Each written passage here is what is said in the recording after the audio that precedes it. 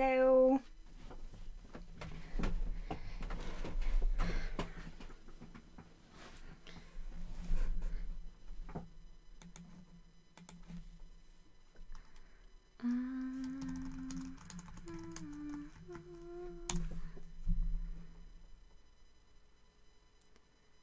Hi, Keisha.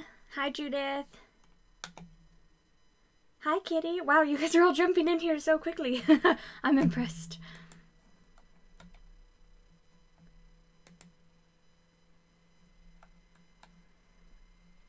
Hi, Melody. Holy crap, you guys.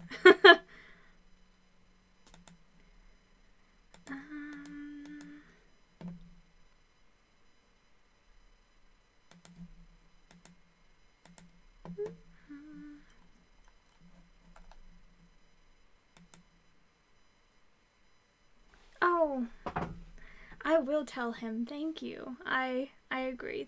He's been doing such a good job. Hi, Kitty. Holy crap. Are there really 2 Kitties and 3 Elizabeths? This is getting out of hand. Out of control. Oh, hi, Kitty.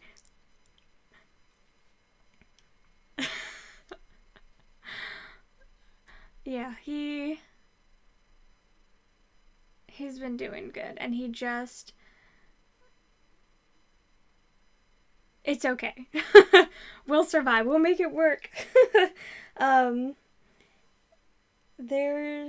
He actually just finished editing, so there's gonna be 9 vlogs. He just finished editing the last one today and finished making the thumbnails for them. So now he just needs to upload the last few and schedule them, and then the rest will be coming out over the next few weeks. So only one, Judith. You're so funny.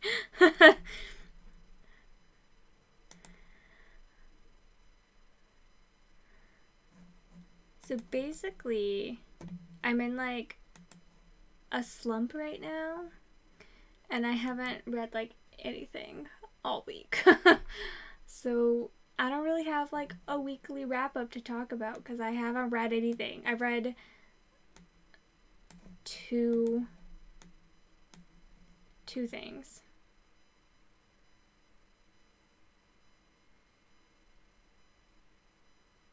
Almost every other Judith is 3 times your age.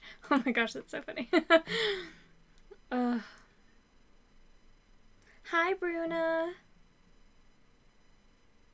Soft kitty, warm kitty, little fur.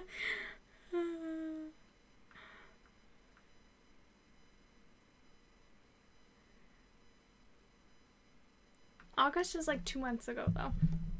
And I read quite a bit in September as well. I don't know, nothing is good. I keep trying. I've started so many books, and I'm just every time I even think about starting a book, I'm ew, I don't want to read that. And I just can't decide. Nothing sounds good. Which is why I haven't been reading anything. So I've read 2 things this week, which I know you guys think, oh well, that's a lot. One of them was a reread, and one of them was 80 pages, and I couldn't even make it all the way through. So, oh, you realized that after you sent it. Okay. Are you guys ready? I'm a redhead again. Which I think Elizabeth Dyslexic Muggle saw last week a little bit, or a couple weeks ago. But I've changed it. Oh my gosh, you guys wrote the exact same thing at the same time. Oh, thank you. I'm excited, and it's super curly right now because I hecka curled the crap out of it. I feel like I look like Raggedy Ann right now. Oh, thank you. I'm excited. I don't know. My hair was just getting so dead from the bleach that I was I can't bleach it anymore. So either my roots were gonna grow out and I was gonna hate how they looked, or I was going to have to go to a different color. So I went with red, and last week it was way brighter, or a couple weeks ago. It was the super bright red, and I didn't like it at all. I kind of hated it. And then I decided to like go over it again because I have a wedding this weekend with like a darker red and I like it. Oh, thank you. It was like the other color was like turning like orange and it wasn't cute in my opinion, and everyone was like, oh, did you dye your hair for Halloween? And I was like, it wasn't supposed to be orange, it was supposed to be red. So anyway, thank you, you guys are so nice. But I know it's a bit of a shock since I've had super stark blonde hair for over 2 years, or exactly 2 years at this point actually. Red, I don't know. I think red is a good color to go to because it takes pretty well. It's a pretty like pigmented color that takes pretty well, but then it can fade out really nice and just leave your hair like an auburny color, and it's easy upkeep. Like if you just go with like a pretty intense like semi-permanent color, it'll fade nice. I did that for years and then I just let the roots grow out and it was fine. So I used like a dark plum color on my roots, and Chris doesn't care. He's like, he says it looks really good, and he's like, oh, that's so pretty, baby, I like it. But he's like fine with whatever I do. He's like, you look so nice. So he's nice. He says that my hair makes him think of dark cherry flavored Ritas, which is like a frozen ice that you eat with a custard. And he was like, that's what your hair reminds me of, I want to eat it. I'm like, don't eat my hair.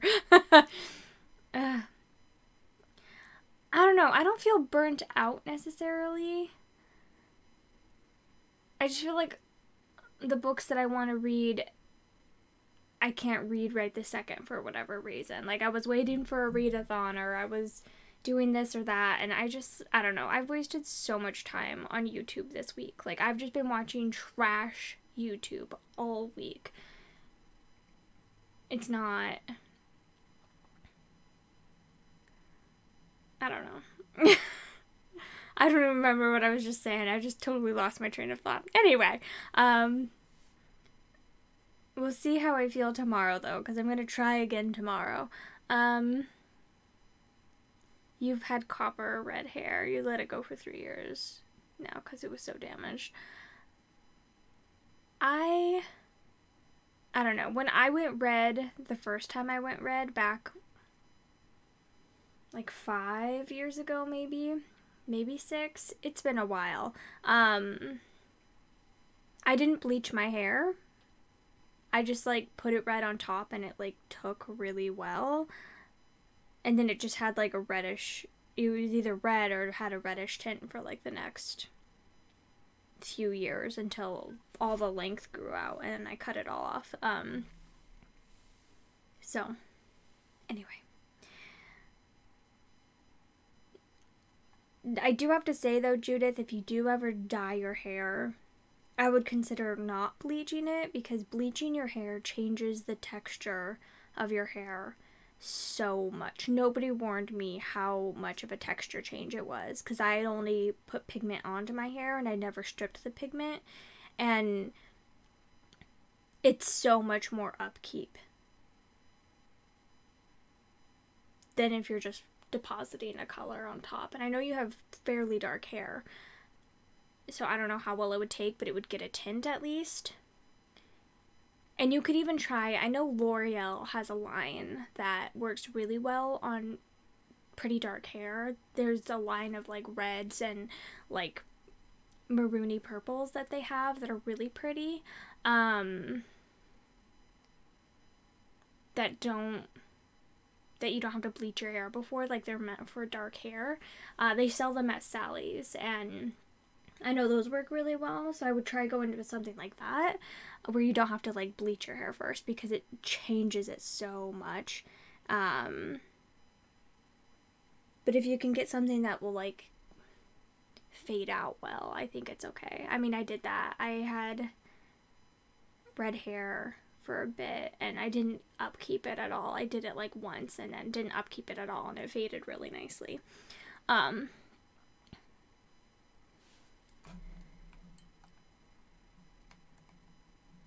that would be my recommendation, because I'm so professional. I know all the stuff. I don't know. And I feel like I'm pretty blessed with the coloring and the, I don't know, I guess confidence to like pull off a lot of stuff, like a lot of makeup looks and hair colors and fashions and stuff. Like I feel like I can pull off like almost anything. So, although I did not like that orange. So almost anything. Like it was fine. Only a guy would compare hair color to Rita's ice. I know, he's so silly.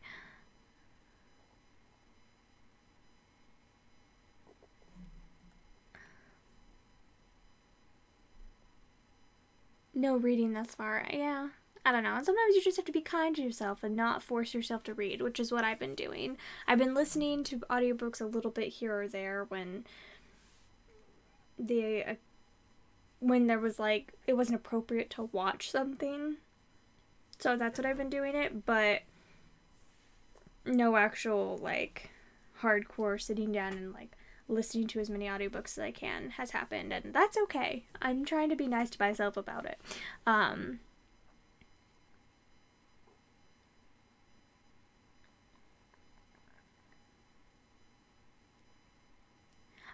I was the only person in my family who hadn't dyed their hair for a long time. The permanent dyes do have bleach in them. They do have peroxide usually. I wouldn't call it bleach, but it won't change your hair as much as if you like do like, because Judith, if she wanted to get it to like a super super bright like Little Mermaid red, she would have to do like probably 2 full bleaches, and that just changes the texture so much. L'Oreal hair dye dark red. That's not how you spell it. There we go. Let me see. It's these ones. They're the high colors.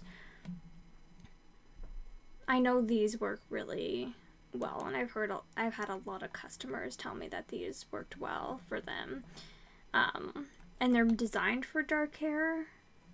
So it does lift hair with no pre-lightening, so it's not as damaging.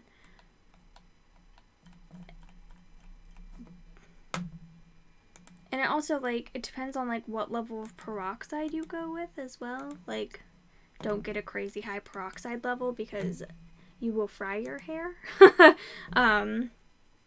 If you go with, like, a 20 or something, that would be better.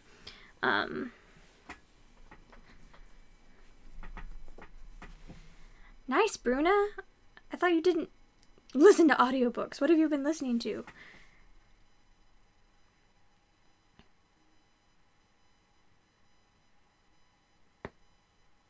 A horror movie every day for October. Holy cow. A darker red. Well, then that should be fine.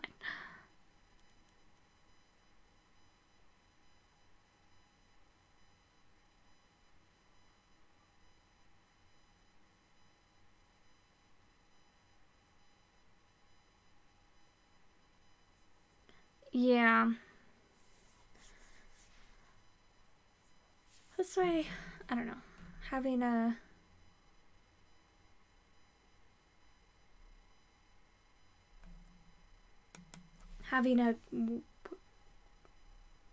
one specifically designed for dark hair, I think would work pretty well.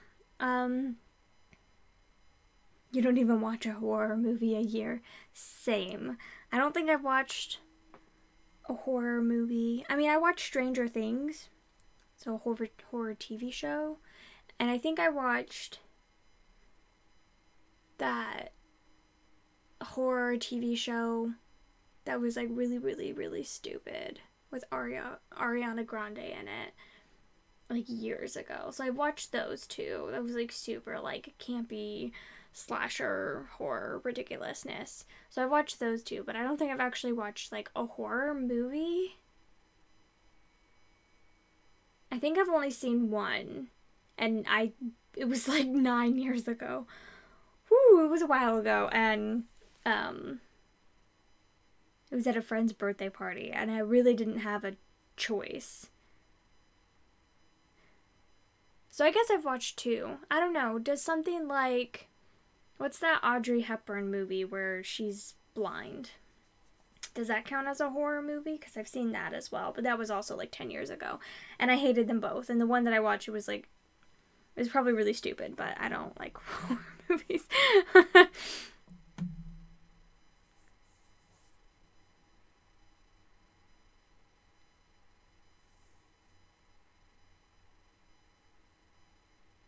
I love listening to nonfiction though.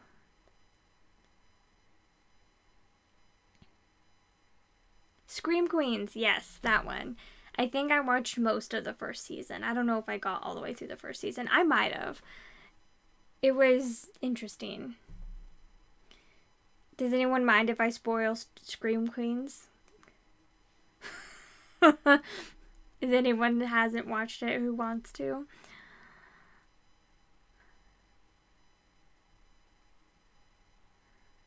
There was like a part in that TV show where, I don't know, it was so ridiculous.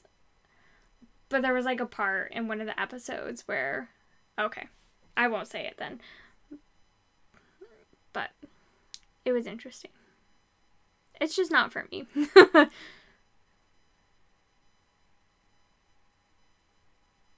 Oh, that's awesome, Melody.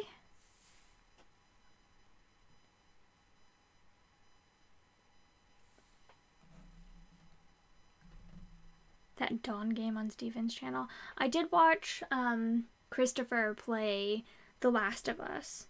And it's a really good game, but it's freaking terrifying as frick. And scared the crap out of me.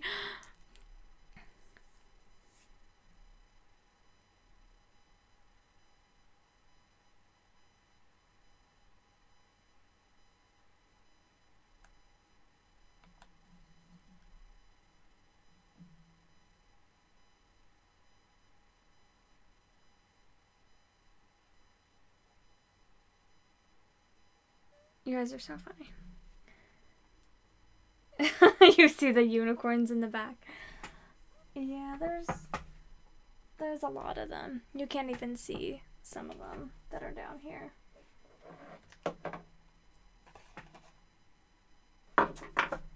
A lot of unicorns. Most of them are fallen over. He doesn't take good care of them. But this is his most recent acquisition. His niece got this for him. For nothing, just because she's cute.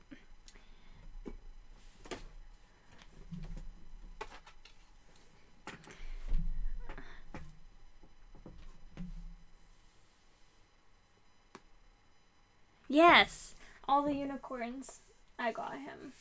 There's a lot. And I got him that grow a unicorn. He still hasn't done it, and it's almost a year later, and he still hasn't grown the unicorn. I'm like super duper offended. It just sits there in a box, never being grown, always being small and tiny. I had a lot of fun planning it. It was just so unintentional. Like, basically, I was just at work, and I kept seeing all these unicorn things, and so I, like, started gathering them, and there were just more and more, and then it got to the point when there was anything unicorn, everyone would be like, there's something new unicorn, Giselle. And so they just were all enabling me. So I gathered them all, and I had all these unicorns. And then one day, I just bought them all and made Chris go in the other room and not look at all. And then I wrapped them all and got them all set. It was basically forced upon me. I had no option, no choice.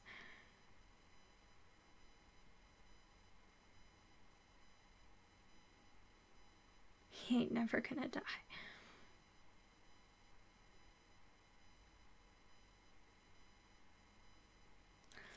I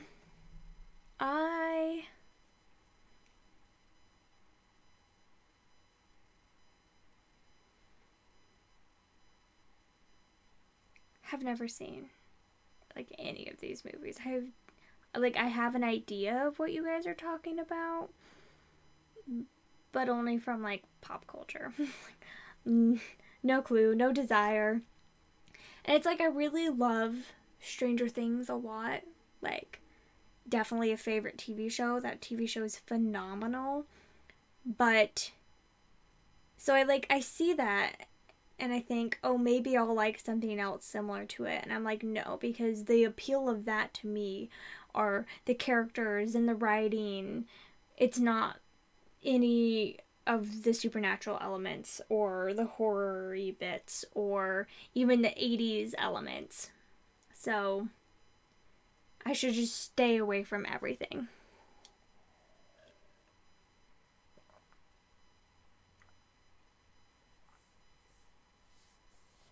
Those darn enablers.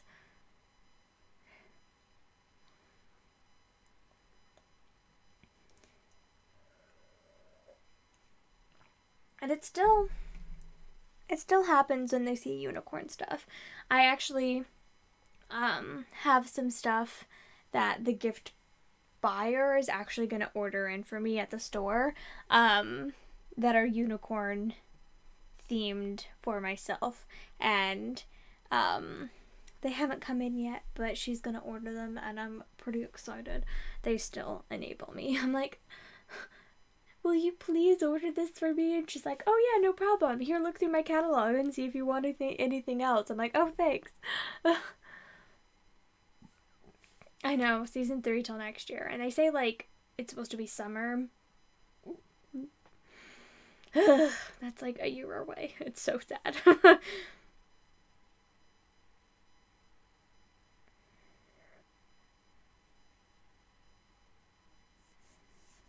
Oh my gosh, Stranger Things is so good. It's so good. You wish you worked at a store that had that many dinosaur things. They have a few dinosaur things. Not like a ton, but quite a few.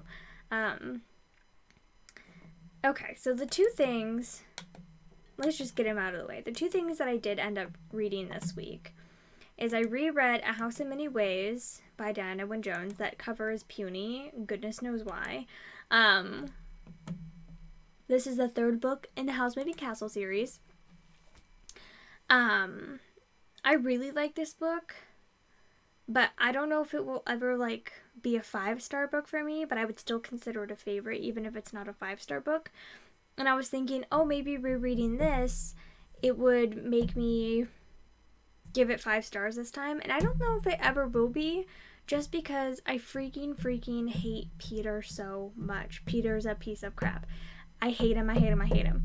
He's supposed to be a likable character, I think, but he's not, and he's obnoxious, and I want to slap him the whole book. So I didn't like love him, but I enjoyed everything else about it. It's just so like quirky and interesting, and I really like Charmaine. Charmaine, is that how you're saying her name? She's just, I don't know, she's such a relatable character, I think, and I don't know, she definitely has her faults, but I kind of adore her. And I don't know, it's like some of the plot points are a bit ridiculous, and everything about this book is a bit ridiculous, but I kind of love it. And I don't know, I just had a really good time rereading this. I think the first time you read the series, you should read them in order, because you kind of like, there's characters that cross over into every book. But I always skip book number 2 when I reread the series, so I just reread Housemaid Castle. I just skipped number 2 and moved on to this one. I just don't love book 2, but I had a lot of fun with this one. And it says I've read it 3 times. I've actually read it 4, because I read it like pre-book 2. Chris said, much better than the second book. Oh, his review. I accidentally clicked on something and it went away. Much better than the second book. You really like the characters despite finding both Charmaine and Peter annoying at times. She's a bit of a lazy brat and he screws up. He's a bit of a screw up and a jerk, but it works. I quite enjoyed the story and the whimsical nature of everything as a whole. It was fun, funny, fantastical, and brings the series to a very nice close. I agree, except for I kind of adore Charmaine, like, even with her faults, but I hate Peter. He's trash. So that was great. I really enjoyed rereading that, and I don't know, I really like it. And then the other thing that I read this week was like garbage, trash, rubbish, I don't recommend whatsoever. Misbehave by Kathy Yardley. This is the 4.5 book in the Phantom Heart series, and I hated it. I hated it so much. Ugh, it makes me really mad.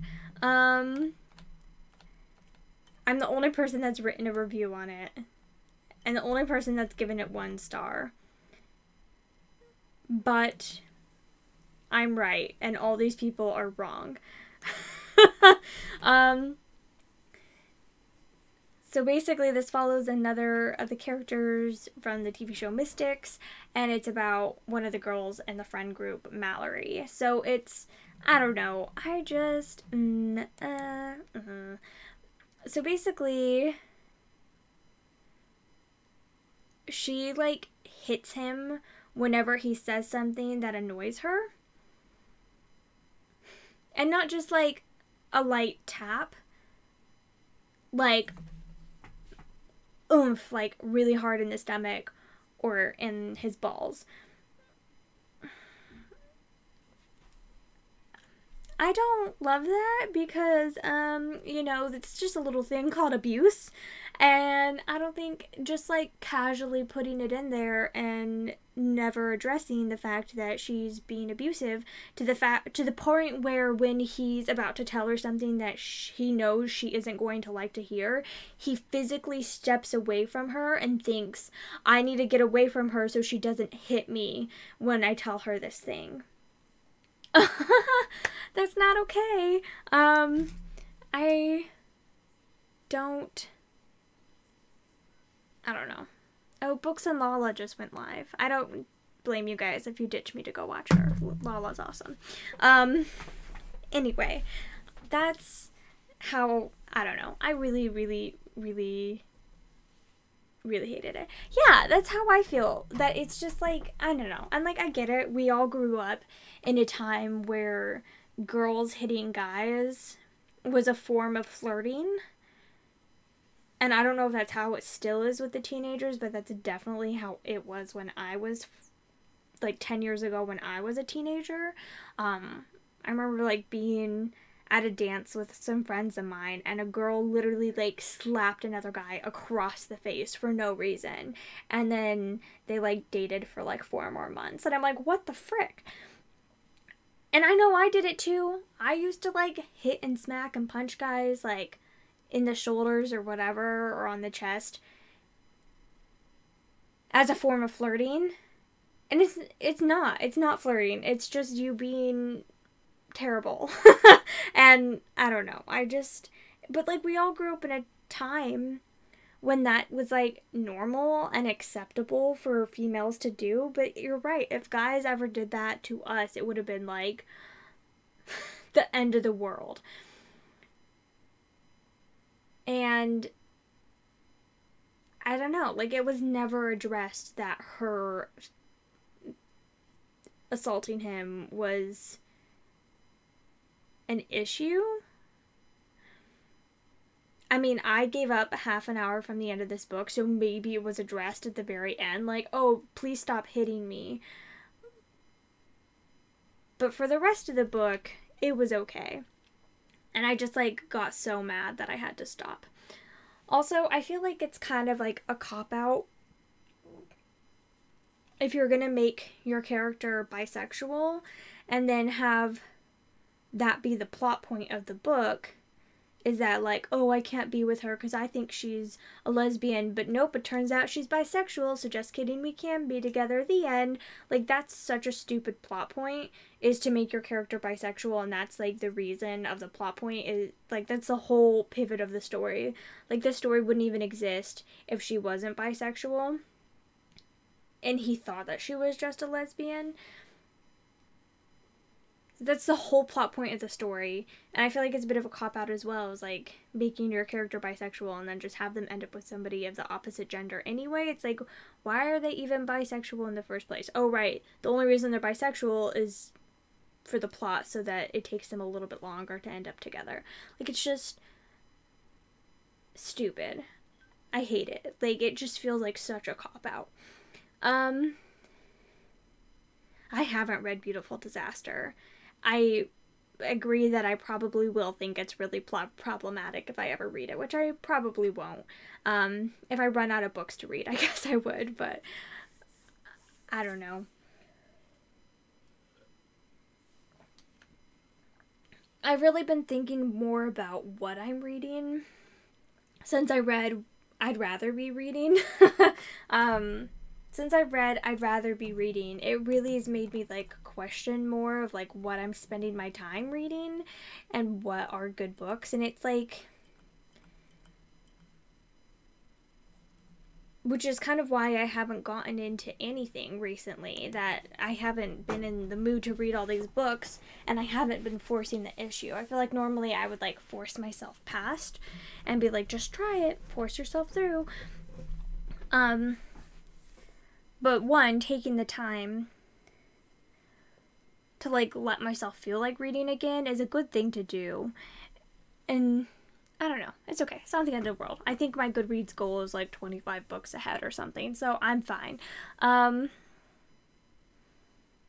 We'll see how it goes tomorrow though. I have tomorrow off because it's Columbus Day. It's something, and so I get the time off, which is really nice. Paid time off, which is awesome. And so I'm going to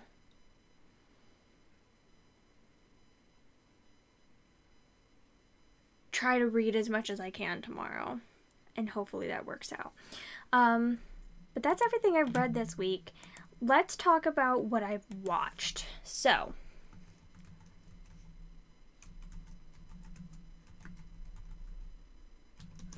Strictly Ballroom. Oh, that cover is terrible. So this is Strictly Ballroom. It's a 1992 PG movie, although it swears quite a bit. It's more PG-13 for language, but it was the 90s, and it came out in Australia, and like, Australians swear so much. I don't know if any of you guys know this movie, but I really love this movie. This is one of my favorite movies. It's a maverick dancer risks his career by performing an unusual routine and sets out to succeed with a new partner. Yeah, so basically it's about the ballroom dancing like championships and competitions in Australia in the early 90s, and I don't know, it's so fun. So basically, yeah, it's this guy that he's like performing moves that are not like sanctioned or whatever, and so everyone like is freaking out, and he's like wants to see if he can like win the Grand Prix using his own like dance steps. And I don't know, it's like really cute, and I mean, some of it doesn't hold up like perfectly today, but I still love it. And I don't know, it's like if I saw this movie now for the first time, I don't think I would love it as much as I love now, but I simply do just adore this movie. I wonder if she's been in anything else. She's super pretty. Yeah, she's still acting. I don't think I know what any of these things are, though. Dance Academy? I have no idea what any of these things are. But she's so pretty. Ugh, she's super pretty. Anyway, so this is what I watched. And then I also ended up watching Ever After, which I think I should just stop watching my favorite movies over again because they're never as good as I think they are. So this is the 1998 movie Ever After. I'm sure you guys have all seen this movie. The other one's kind of like obscure and not super popular because it's like a random like Australian movie. I'm sure most of you guys have seen this movie.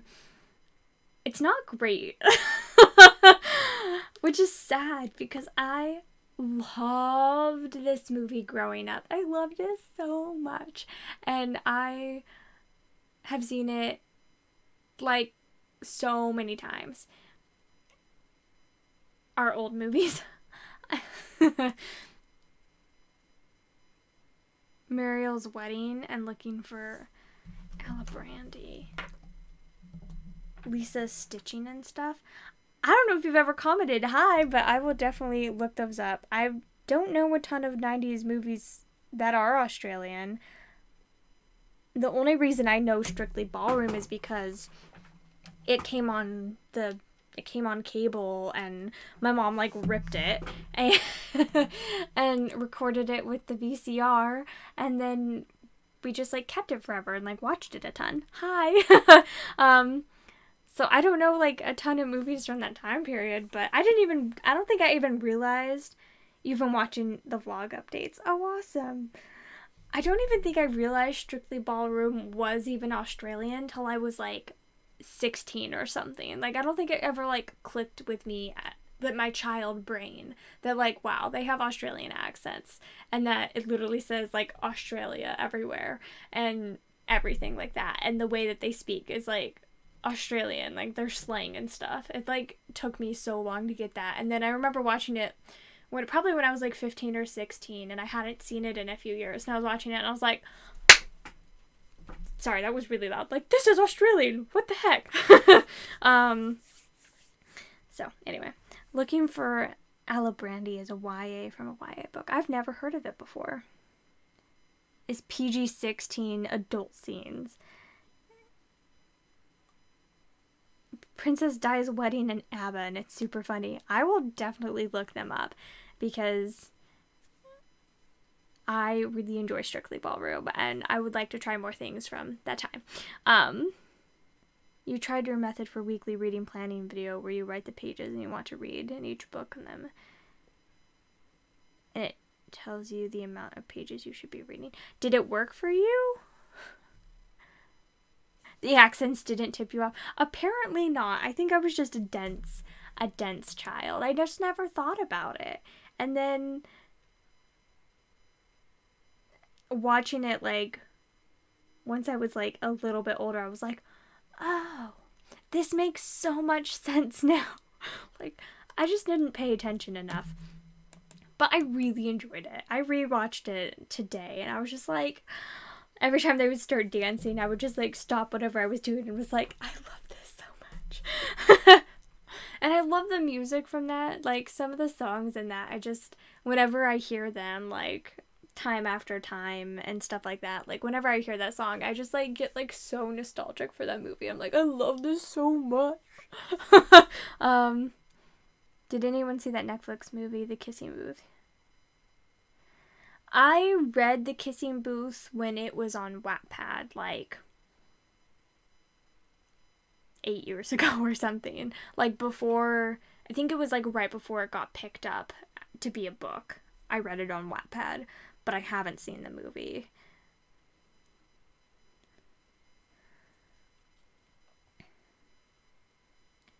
Aussies do make super funny movies. Are you Australian?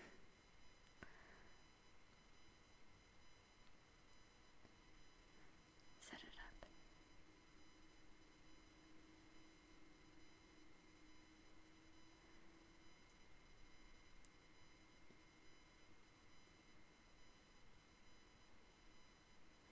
I love doing it because then I listen to an audiobook while I do it as well. So I'm being double productive. You're from New Zealand. Nice. Baby kiwis are so cute. Can I just say? I mean, all kiwis are so cute. But baby kiwis, I think it's so funny. I was watching an Australian YouTuber one time, probably a month ago. I really, really, really, really, really, really, really, probably my favorite YouTube channel of all time is Beauty News, which are two Australian gals that talk about beauty stuff, and they're so funny and so great and so snarky and awesome. I love them. Probably if I could only watch one thing on YouTube for the rest of my life, I would probably choose Beauty News.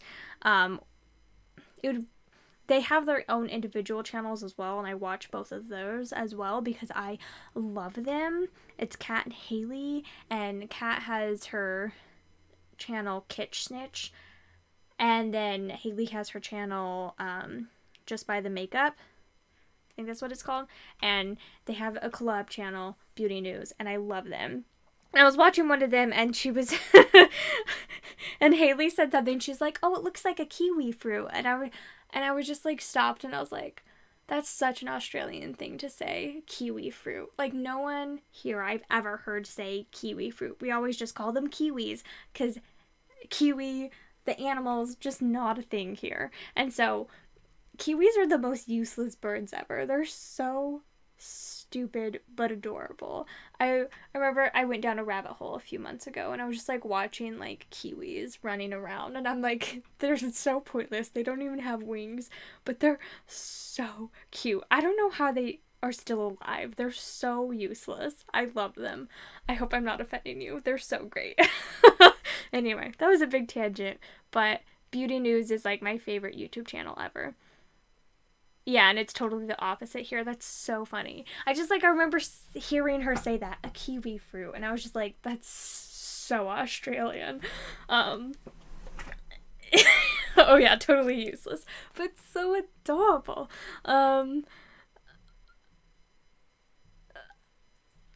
Watching someone reaction to watching the movie, and they're I felt like this is some Wattpad type stuff. Ugh. You're from Connecticut.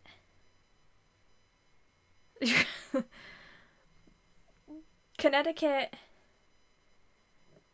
You could go to the book barn all the time though. Anyway, I don't know if any of you care about beauty updates or whatever. They do swear a lot though, so if you don't love that, don't check them out because they swear so much. But they're my favorite YouTubers of all time.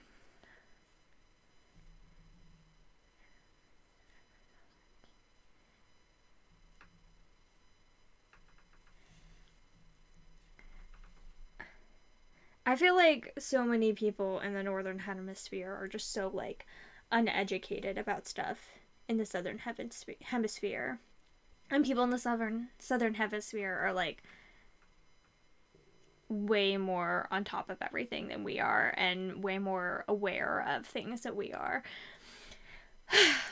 So probably. Although I'd like to think that I pay attention to that somewhat.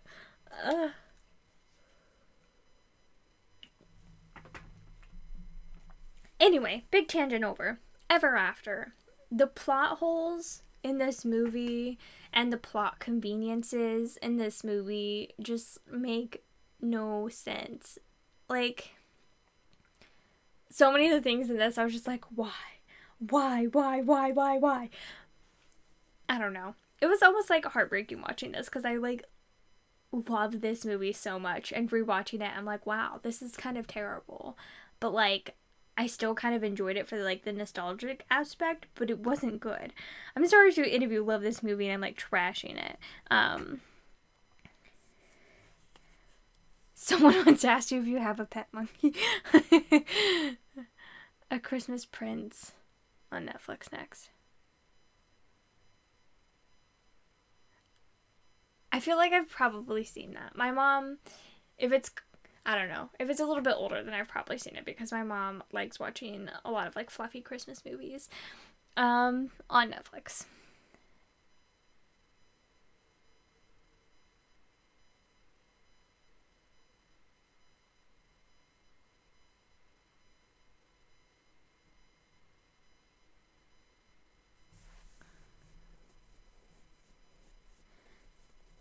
Yeah. US and UK definitely force their voices upon everything.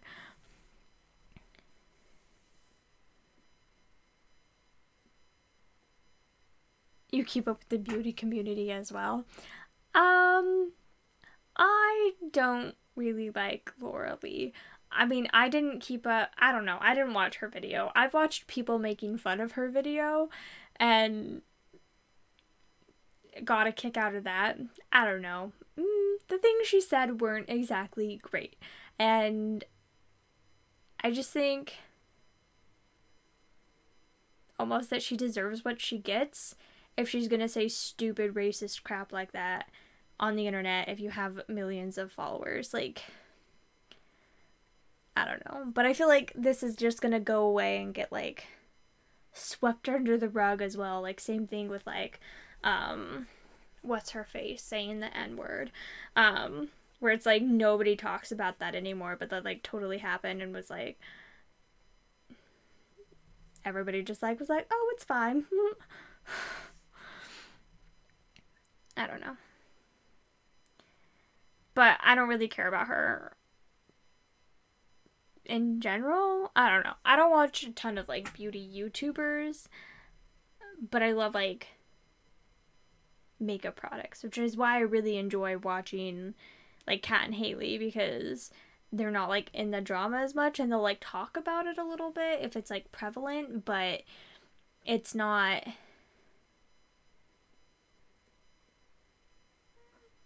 I don't know.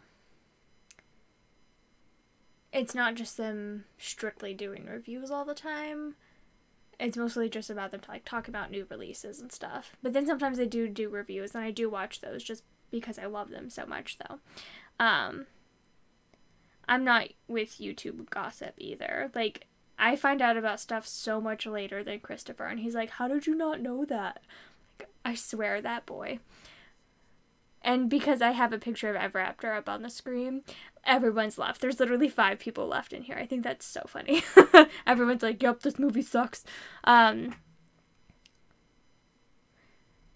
It was okay. A Christmas Princess from 2017, so I've definitely not seen it. Yes, Laura Lee is that person that everybody made fun of her apology video because she was like fake crying through the whole thing and was being ridiculous, and it was so cringy. So I watched like people making fun of it, but I didn't actually watch it. They will, and I don't know. So she'll get her second chance whether or not, if we think she deserves it or not. She definitely will. Although maybe, I don't know. I guess no publicity is bad publicity though. So like her doing that like right when her brand started, like within the past year and stuff like that, like I'm sure it probably, I don't know, had put her more out there, so I'm sure she did get an influx in sales from that, but then also other people deciding not to buy for that at the same time, because there's like a lot of horrible racist people out there who are just like, she said that, I'll buy from her. It's just so stupid. I've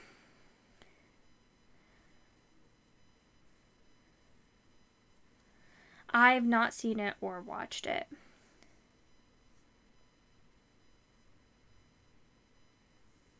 To mukbangs.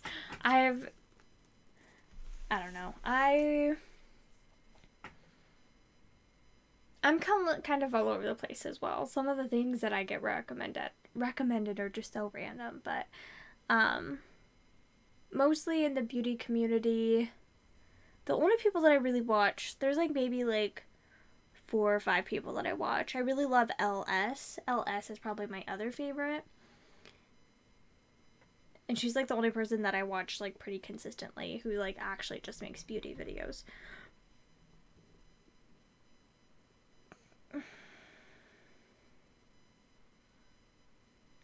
Yeah, Philip DeFranco, I really like Philip DeFranco, but watching him gives me so much anxiety because that's like my news source, and I'm like, I don't want to know what's going on in the news, la, la, la, la. And then I don't watch Philip DeFranco. But then I do want to watch him because I want to support him and he's really awesome, but anxiety. Anxiety from Philip. I will eventually rediscover A Discovery of Witches.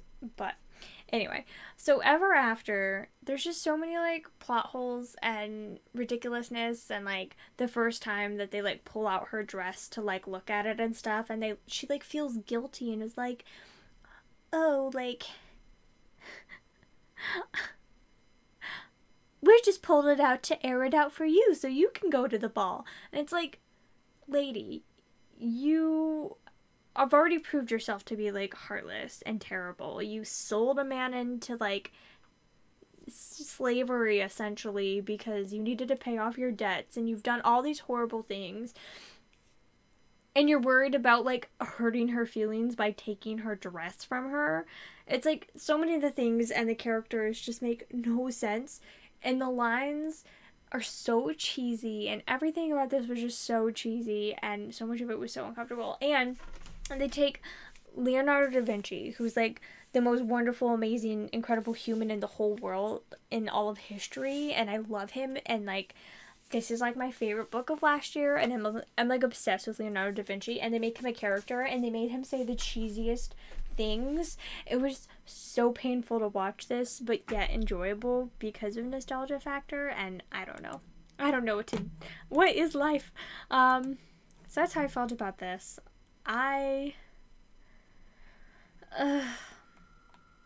It was interesting. I mean, I feel like they did a pretty good job casting him. This guy matched the role pretty well, but whoa, he's like still acting? Holy cow. Good job, Patrick Godfrey.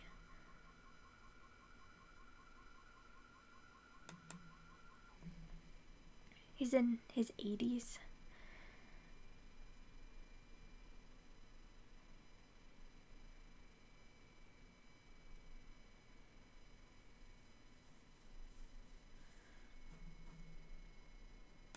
I'm so behind on everything.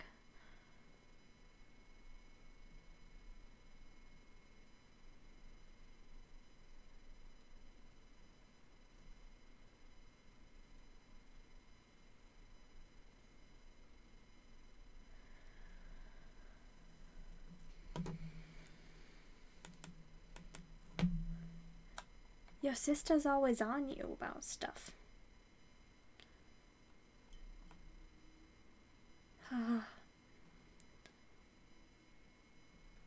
I don't know what to read next. I mean, like, tomorrow is the start of the Owl's extra credit. So, like, I know what I should be reading next, and I know what I probably will read next, but, like, I don't know if I'm in the mood for what I'm supposed to read next. And I kind of want to just, like, reread this whole book instead. And not... I don't know.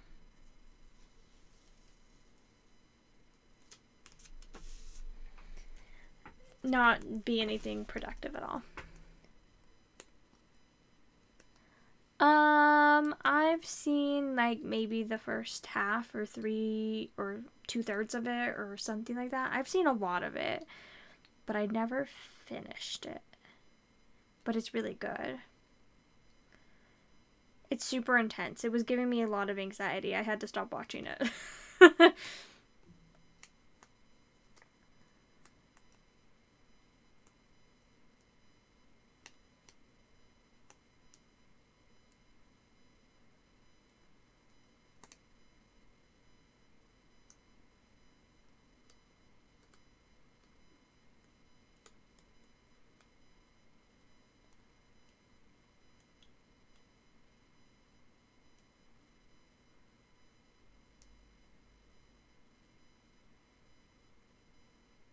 Binge a show. Well, Oh, that's awesome, Melody. That sounds like that'll be really fun. I don't know. I don't binge shows. I don't know what to do. I would really love to like rewatch Stranger Things, but I tried to do that and I'm too scared to watch it on my own. I can only watch it with Christopher, so I'm gonna make him binge it with me and rewatch it with me before season 3 comes out. My favorite part of watching Stranger Things, just kidding, this isn't really my favorite part, but it was really great last year when we were watching Stranger Things. If you've seen it, a lot of it deals with like there's like a lot of like electrical stuff going on in it. Like the lights flicker a lot and go out a lot whenever like the monster's nearby. And it's freaking terrifying. So we're watching it. It's like 2 a.m. and we're up watching it and binging it. And we like decide to turn it off for the night and go to bed because it's like 2 a.m. And I think we had work the next day. And so we turn it off. We stand up and the lights go off. And it was terrifying. It was so funny. And like we lost power for like an hour. It was perfect. And now I can never watch that show alone. I couldn't anyway. I'm so scared. Even though I've already seen it, I'm still terrified. I haven't seen The Good Place. I haven't seen anything. I don't watch anything. The fact that I watched 2 movies today just shows you like what a reading slump I'm in. And how like slumpy I'm feeling because nothing sounds good. Tomorrow I was planning on I was planning on reading the Dr. Jekyll, Mr. Hyde. We'll be reading that. And then I was planning on reading The Princess and Curdie, Realms of Fire and Shadow, and Dead Mountain. So I was going to start Dead Mountain and do The Strange Case of Dr. Jekyll and Mr. Hyde. We'll see what happens, though. I also have, like, a ton of other books checked out from the library, and I have not read any of them. You've heard of Maniac on Netflix is good. You guys, I keep up with none of this. I have no clue what any of you are talking about. That's cute.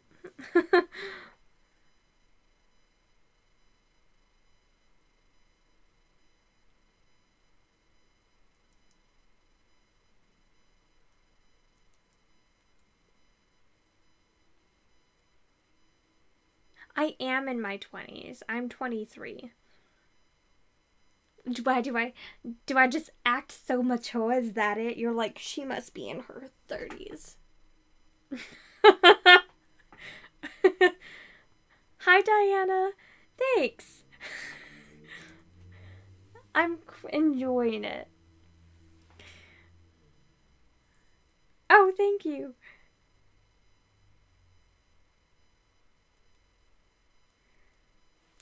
I know.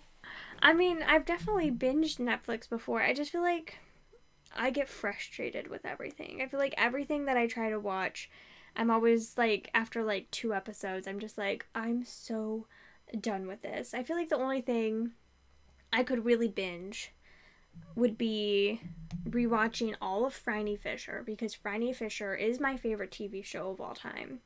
Stranger Things, but I need Christopher for that because I'm scared. And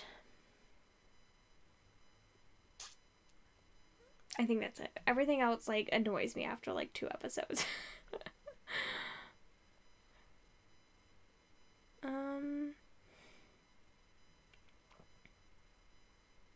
I would like to watch the Guernsey Literary and Potato Peel Pie Society because I love that book.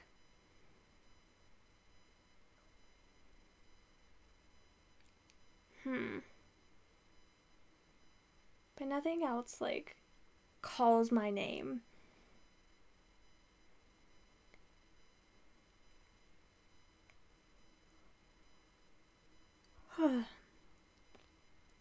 I really do want to watch the new episodes of The World's Most Extraordinary Homes, but I think Chris will get really offended if I watch them without him, because we watched the other ones together and we had so much fun with it. So I think if I watch them without him, he'll be upset. You have a Hulu problem. You're 22.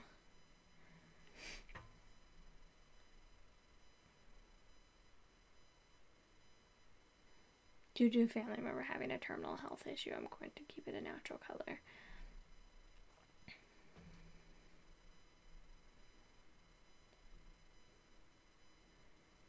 Yeah, I feel you on that. I don't know. My hair was a lot brighter before this, and besides just not loving how it looked, I decided to go a slightly darker color. It's not natural, but it's a lot more toned down than it was before, for the fact that this is gonna be in wedding pictures forever, and I don't want them to be oh my gosh, our stupid sister-in-law looking dumb and ruining all our pictures and everything. So I tried to tone it down, and hopefully they don't hate me.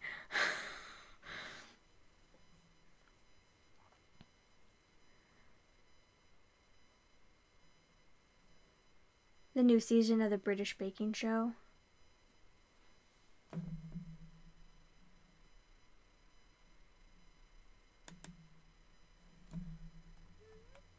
See, after 2 episodes of that though, I get bored, and Chris is come on, let's watch it. And I'm I can't, I'm bored. You binge watch documentaries. I haven't watched a documentary in a long time. I feel the most recent documentary that I've watched was probably just a dumb one about a mermaid, there's super ridiculous ones about mermaids.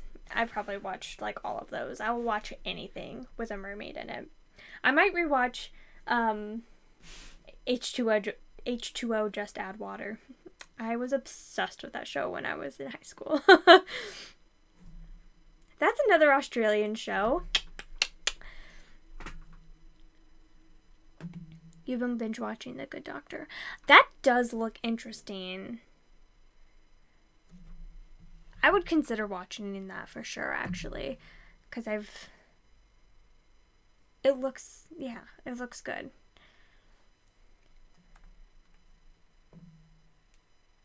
Oh, nice, kitty.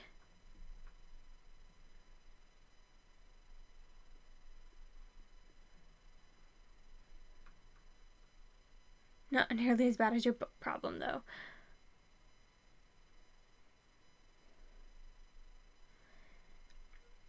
Be aware, though, that temporary, it almost always does leave that color until the hair grows out, unless you strip it. It'll still be there, just not as prevalent. But, yeah. Oh, good luck with that, Bruna. That would be awesome.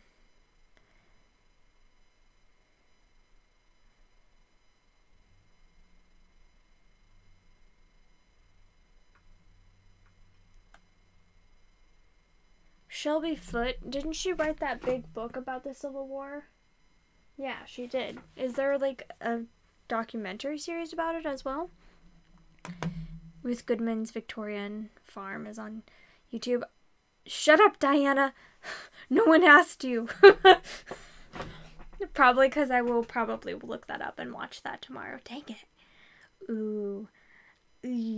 That sounds really good and right up my alley right now. Dang it.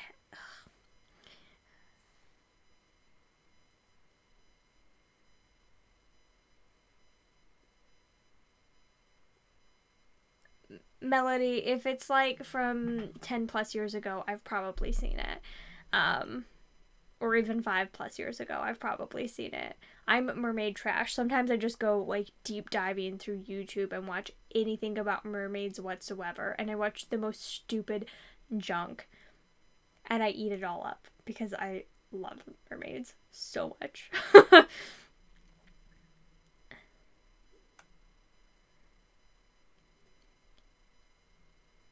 You get bored too quickly?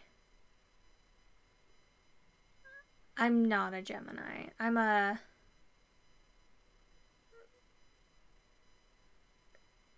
Leo? Is that what it's called?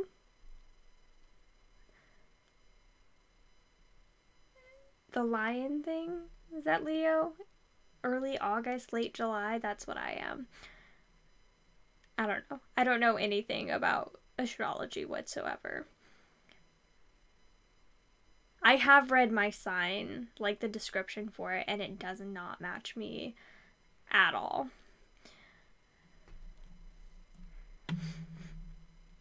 You'd say your biggest buzz word is anything mental health / disability.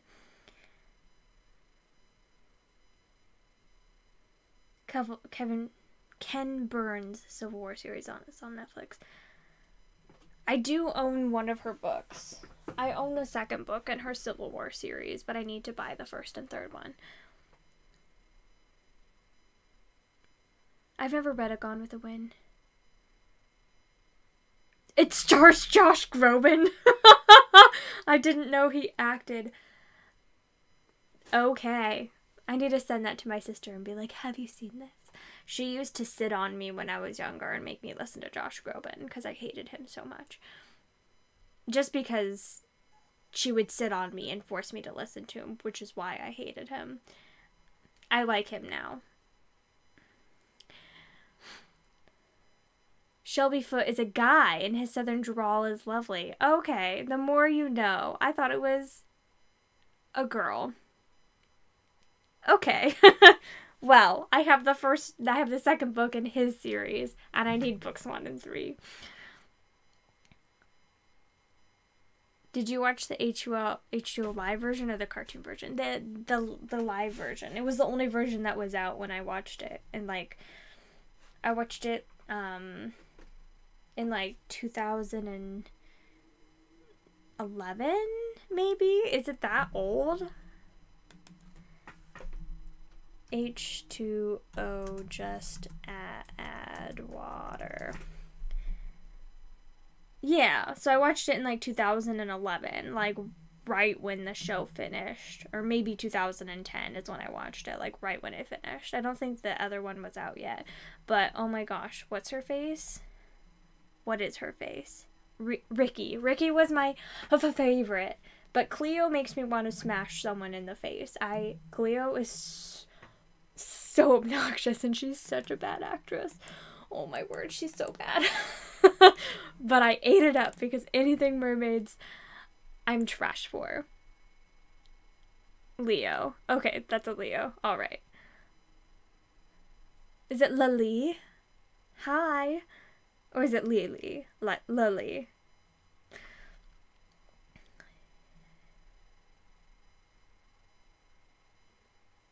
The trailer looks really good. Interesting.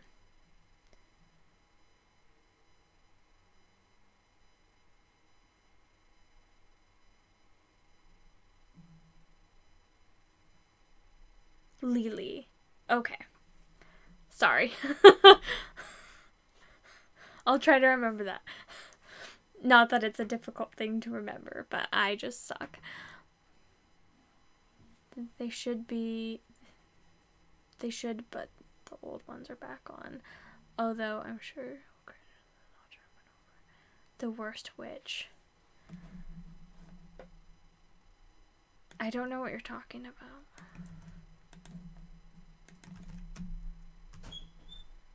Oh no.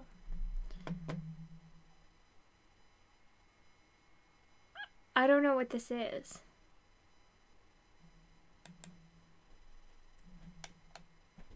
I've never heard of this.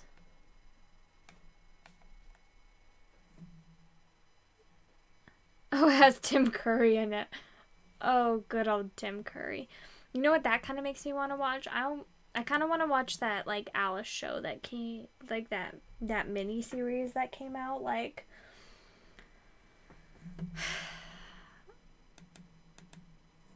I don't know, like 7 years ago, maybe? He was in it. I think it was just called Alice.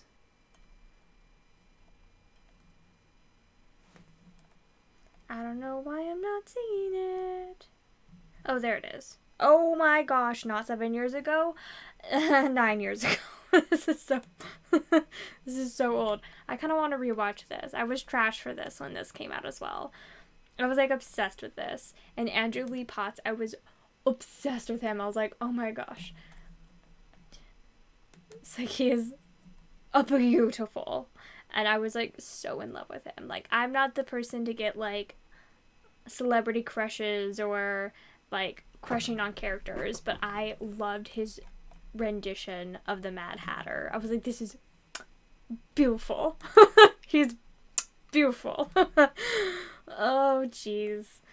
Oh, cringy me. I remember staying up.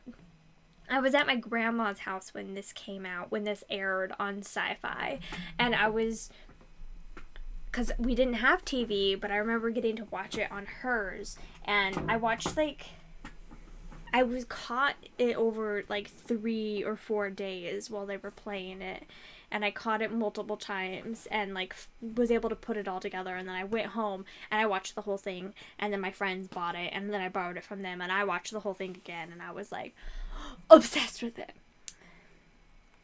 You really like the show Siren? Ooh, I don't know what that is. The End of the Effing World is a good show. Only 8 episodes, about 25 minutes. I think Chris was watching that, and I think he said that was really good. Nothing can beat Tim Curry. Tim Curry narrates the, A Series of Unfortunate Events, and it's a wonderful.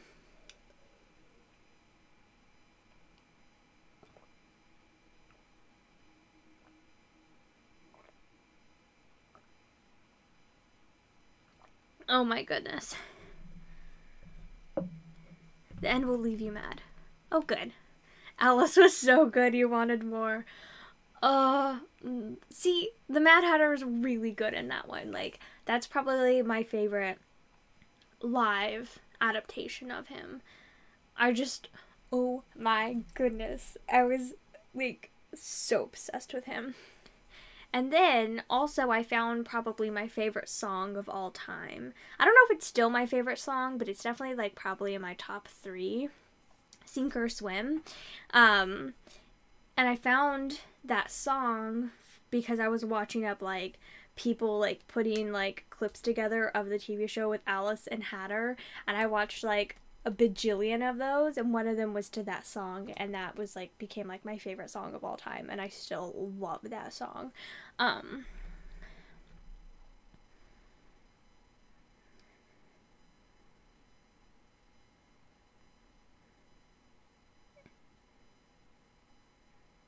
And Tin Man. I haven't seen Tin Man.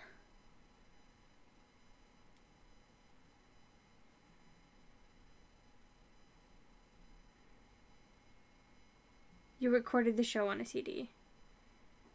Siren is about mermaids. I guessed it was about mermaids. I just haven't looked it up.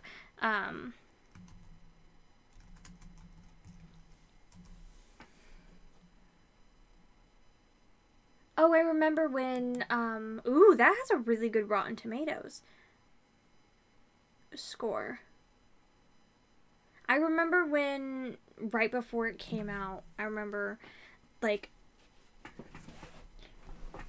a preview for it. I think someone that I watched, like, did a makeup tutorial inspired by it. Like, Made You Look, I think, made it. Is that her name? Oh, I don't know how to spell it.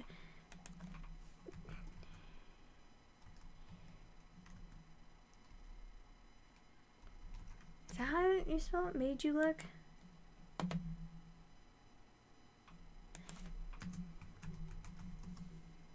Yeah. I remember when... No, shut up. Would you rather... Shut up. I was trying to record. Okay. Anyway.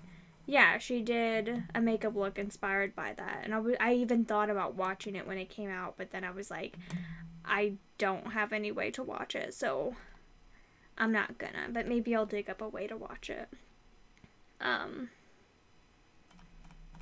But that's the only way I heard about the show was, like, from her, like, tutorial.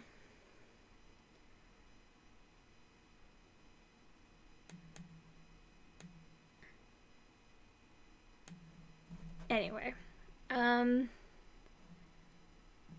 Maybe I'll watch that tomorrow. You guys, you're supposed to be telling me all the books to read instead so that I actually finish my readathon. But if I don't finish my readathon, it's fine. A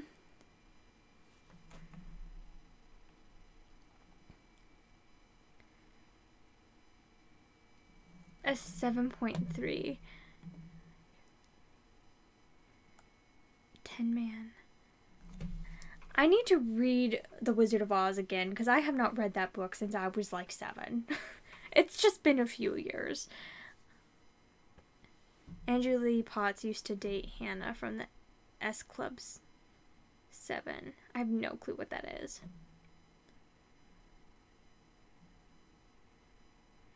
You used to watch that dinosaur show they were in called Primeval. I remember seeing bits of Primeval because Andrew Lee Potts was in it, and I like watched like clips of him in it because I was just like obsessed with him.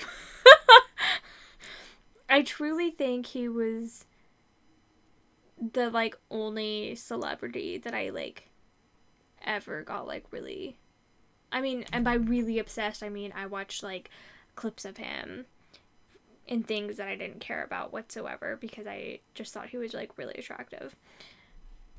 Which was like next level stalking for me.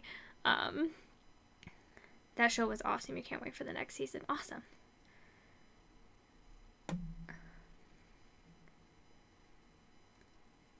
And not because I'm a well of use information sometimes. Oh, you're gonna order it. Oh, sorry. Maybe I'll rewatch Alice as well. I loved it so much. You're burritoing in your blanket so you won't participate in champ, but you're still watching. All right. Have fun. It got really warm here again today, which is interesting.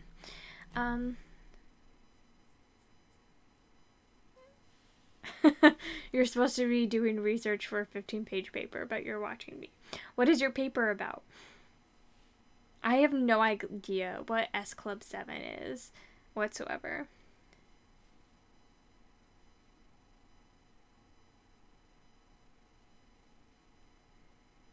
You need to rewatch some of your reading organization videos. I mean, I think I've only done like 2, like actual videos that weren't just like live streams.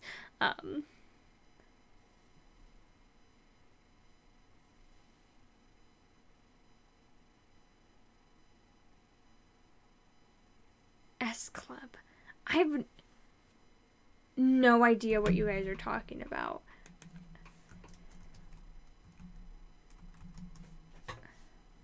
S Club 7.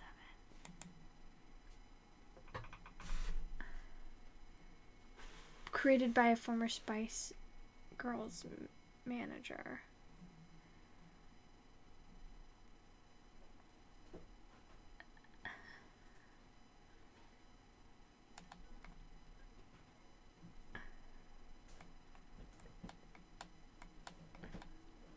I feel like tomorrow I may do something dumb.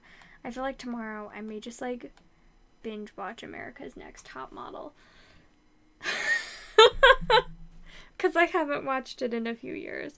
But I did binge watch. I binge watched season 1 through like 14 in like 2 weeks a few years ago. And I just like, after that, I was just like, if I watch another freaking single episode of America's Next Top Model, I will go crazy. And I had to stop. And I haven't touched it since. But I'm like, maybe I should catch up. Is that still airing?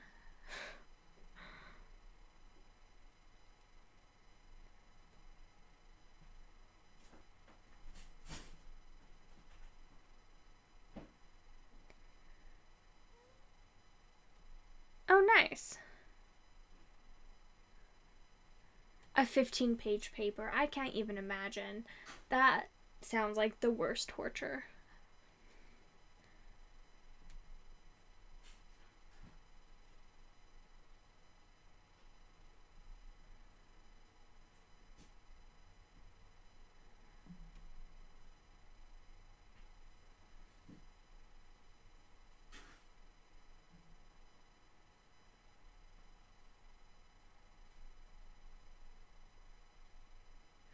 Yeah.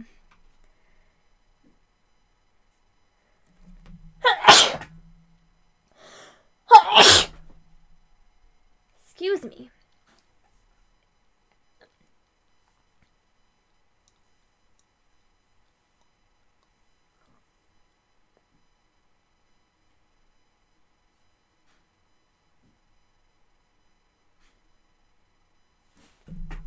Hold on just a minute. I'll be right back.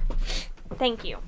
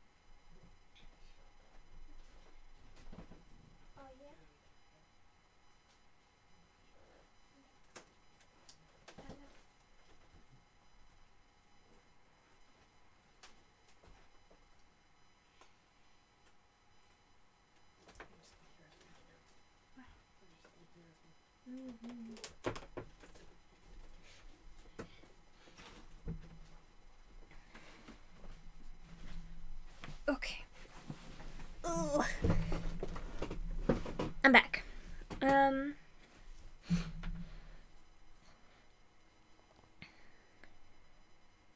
The reading never ends.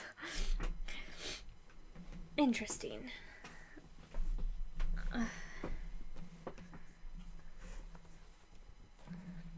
I've never read that.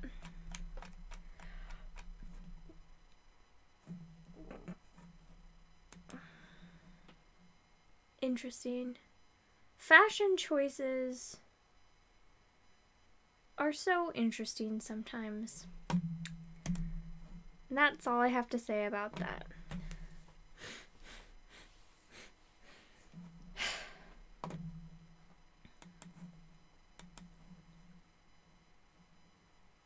Okay, well, I'm definitely going to start this.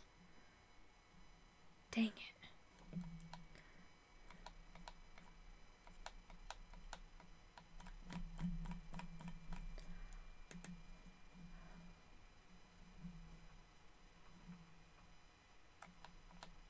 And it starts soon, too.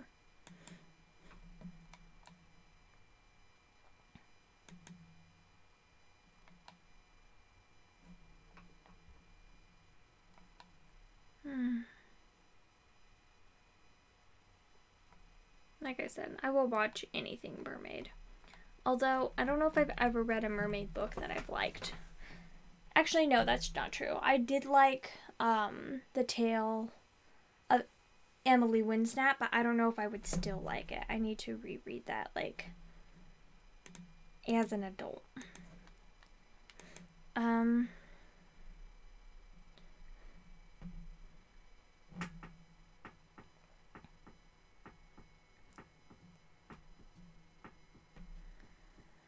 Yeah, that's one of the other things that really annoyed me about Ever After was, like, what they were wearing and how they were talking, but what they were wearing, I was just like, oh my word, what are you wearing? Like, so much of the stuff was just like so inaccurate. And like I don't know, like on the one hand I can see as an adult it's a fairy tale. It is, and it's very heavily inspired by a fairy tale. It's supposed to be very fairy tale-esque, and it's fiction. And so it's like on one hand I can like see it and go, oh, I see why they made this choice, and I see why they made this choice, and like all of this makes sense. But then at the same time, from like a look of like someone who appreciates things to be like look nice and be nice, it's like, wow, that's really bad. Why would they do that? So it's just, I don't know, it's interesting. It's very interesting. And I don't know, that's also one thing, is that I feel like the last time I watched Ever After was probably like around 2 years ago. And just the amount, I don't know, I've read in the past 3 years, so this year, 2017, 2016, in the past 3 years I've read, including books that I've DNF'd, around 650-ish books.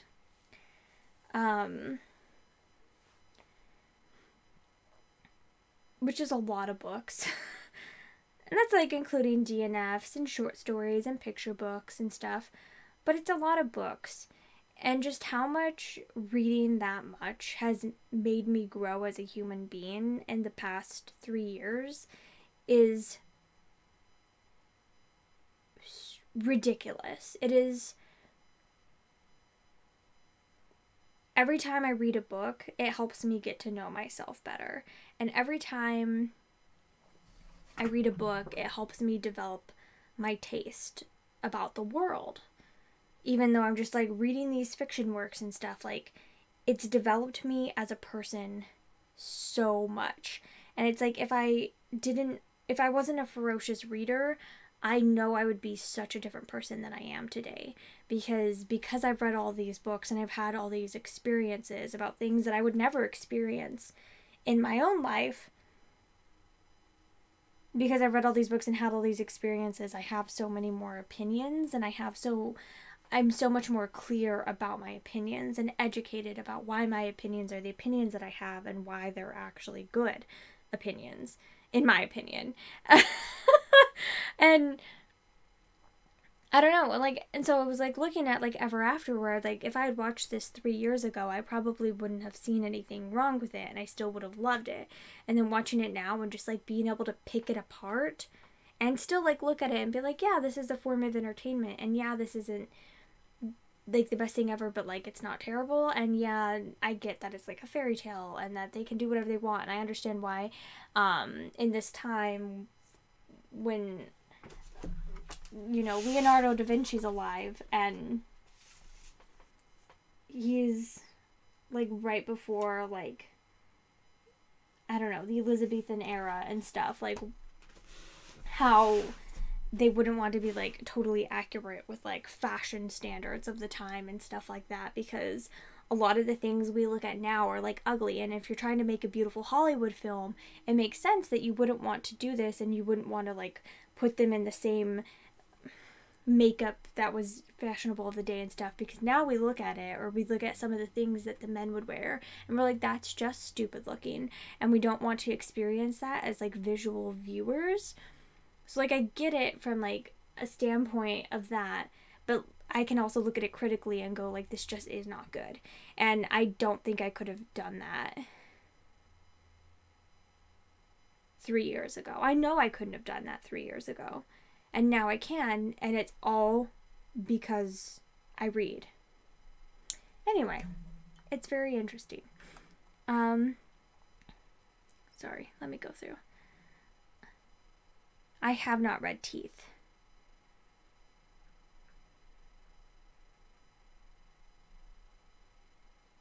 Went on in the book, and it's intriguing. I have not read The Vicious Deep. I will look into it, though.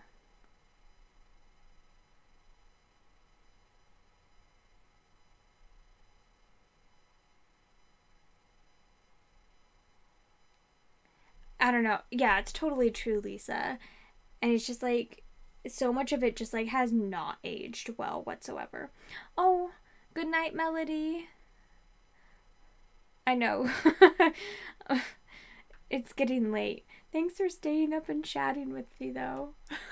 I appreciate it. You've been here an hour and a half, so you're a trooper. Oh, by the way, there's not going to be a live stream next week. Because I'm going to be at a wedding, and I'm going to not be able to live stream. I don't know if I'm going to do a midweek one, or if I'll just do one the next week. But just so you know, there's not going to be a live stream.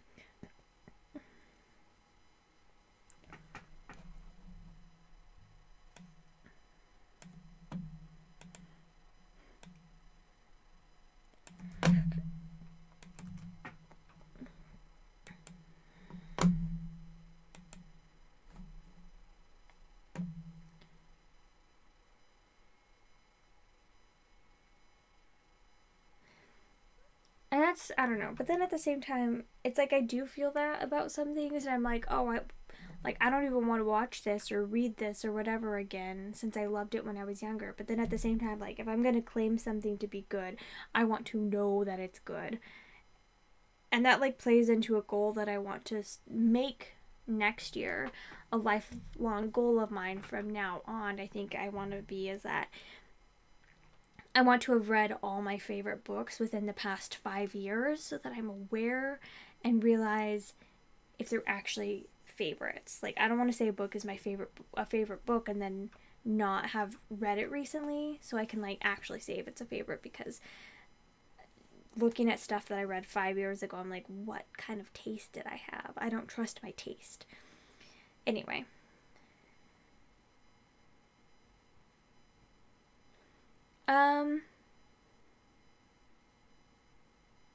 Anyone looking forward to the reboot of Sabrina the Teenage Witch? To be honest, have not really seen much of Sabrina the Teenage Witch. I've seen probably in total like maybe 20 episodes. I did really like it. I just didn't have TV when I was growing up. And I remember I used to like watch episodes at my friend's house and stuff if they would have like the DVDs checked out from Netflix. Remember when that's how people used to use Netflix. But I don't know. I don't know if it's gonna be good.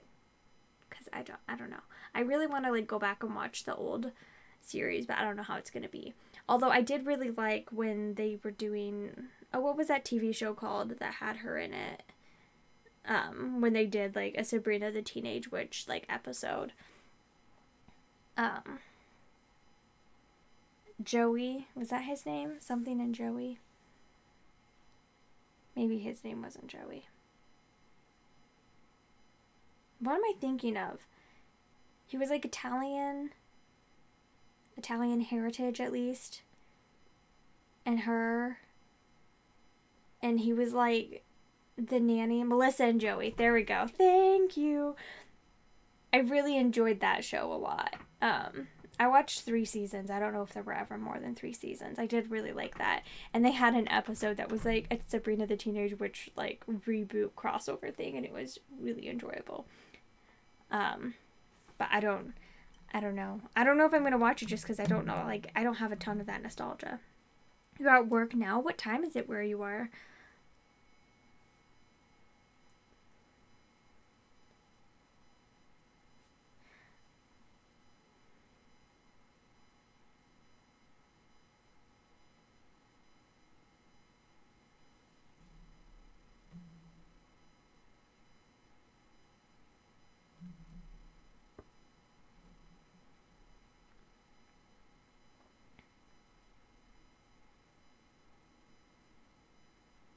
You're so cute, Keisha.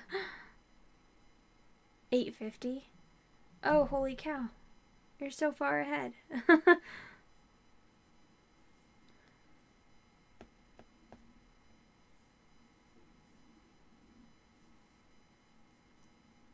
He was a Disney star?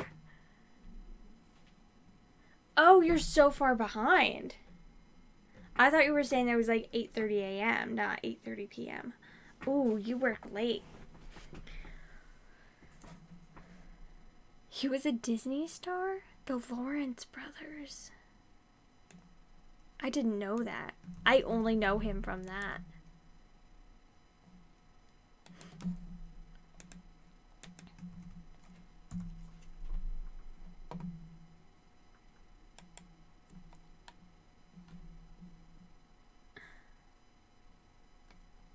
Oh, that's so funny. I had no clue.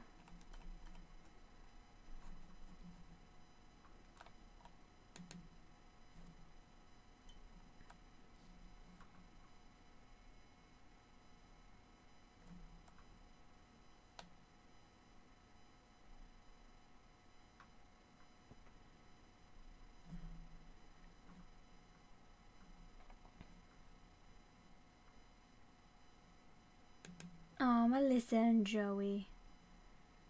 How many seasons of this were there? There were 4. I don't know if I ever watched the last season.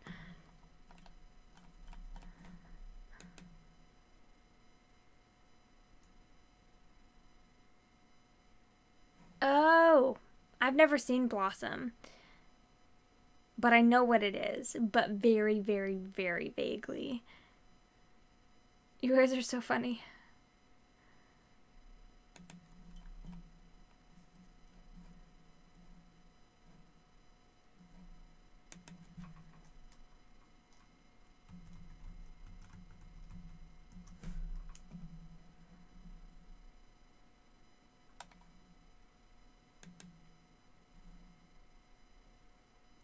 I just know that the main girl in Blossom was on What Not to Wear. And I think that's really my only big connection with like what Blossom is that she was on What Not to Wear. Which I miss What Not to Wear. I wish that show would come back.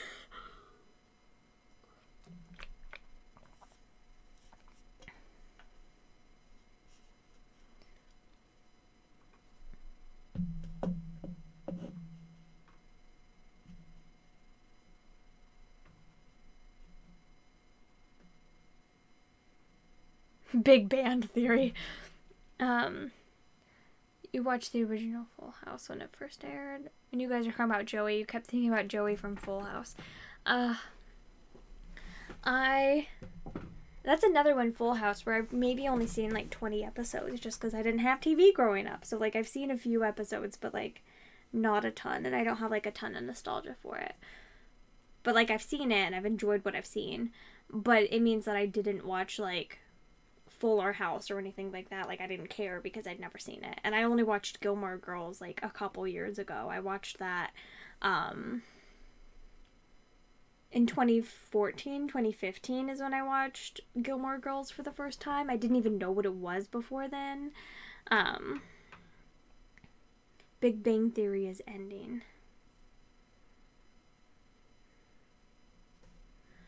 Oh, is that the girl from Blossom? Okay, I do know who she is. She does have a YouTube channel. I've seen like one of her videos. I think I watched her video that she did about what her ethnicity was through like that one where you like spit in that test, like the tube. And she did that. And she was just like, she did her ethnicity test and she's like, I'm Jewish. Who would have guessed? I'm super Jewish. Okay, I didn't realize that was Blossom. Interesting. Okay.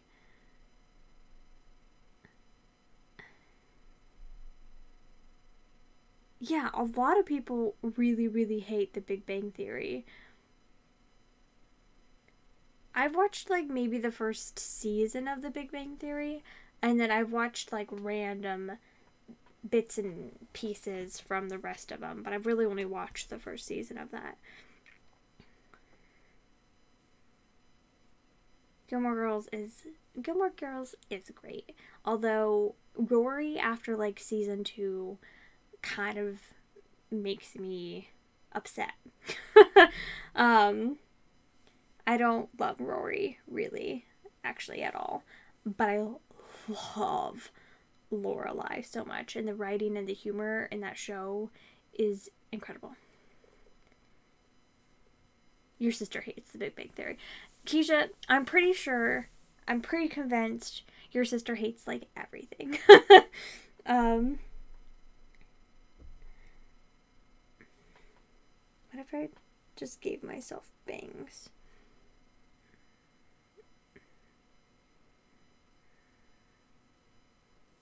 That's a cute look. Rory in the reboot upset you. Well, that's because she was a brat and stupid, and I really didn't like her in the reboot either. I don't know. You just think she would know better, wouldn't you? She, like, made me really, really, really upset with all the stuff in Dean in, like, season 5 as well. I was like, what the heck is going on? I just think she should have ended up with Jess permanently.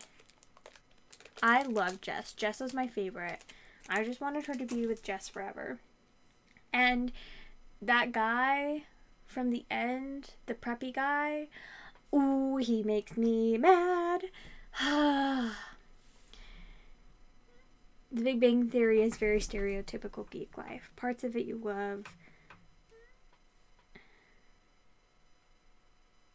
Other parts are annoying. Yeah.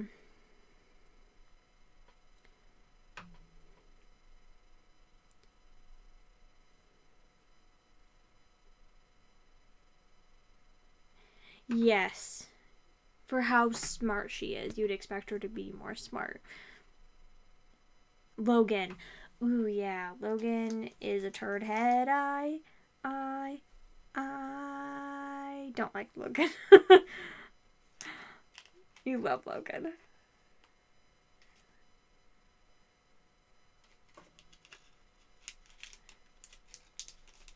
I don't know.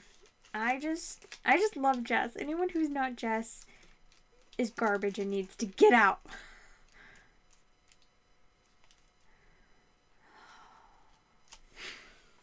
That's how I feel.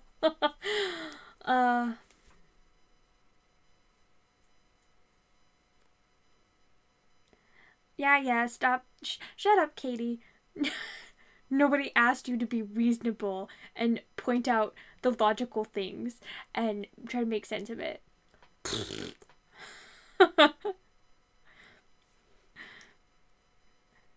Yes, I guess it's true.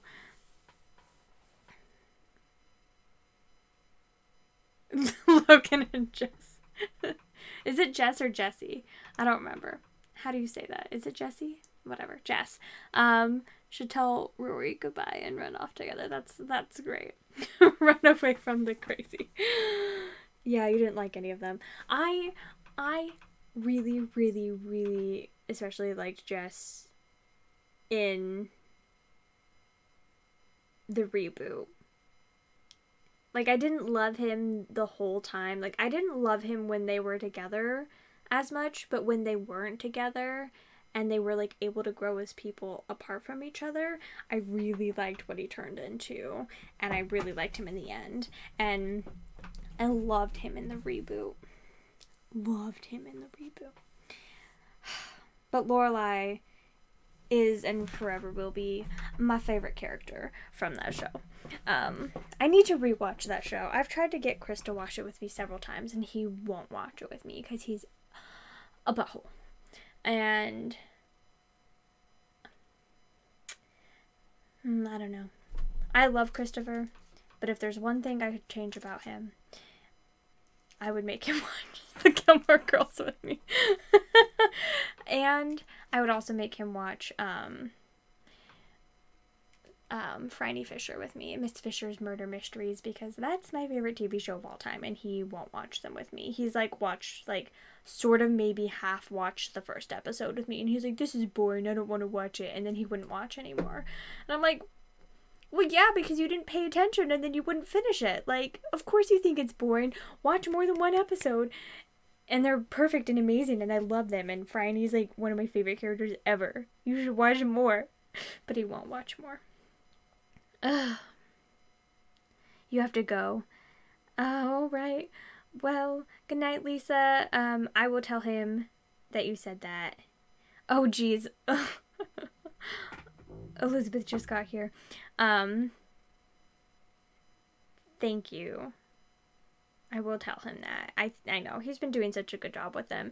And the next vlog, if it's the vlog that I think it is, and I think it is, the next vlog is super exciting, and we went someplace super exciting. And then the next 2 vlogs, I've watched the next 3 already, but then I haven't watched the other 3 or 2. 3. I watched the next 3 though, and they're all really good in my opinion. I really like them a lot, so I'm excited. You like Tristan was so sappy and happy and sad that Chad Michael Murray got his own show.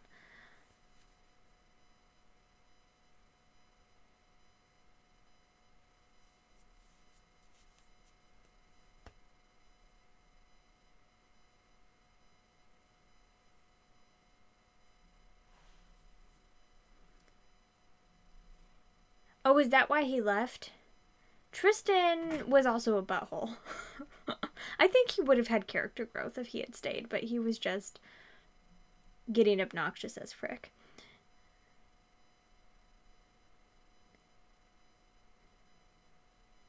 I love that Elizabeth comes in here and not going, oh, your hair's so red, but oh, your hair's so curly. Because it is so curly. But also very red.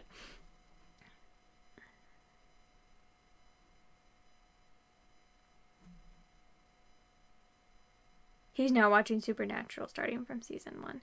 I've thought about starting Supernatural several times. I just haven't done it. I don't know. One of my best friends has told me that he gets compared to one of the guys in Supernatural. I'm not sure which one it is, but he gets compared to him constantly. I don't think in looks, but in mannerisms.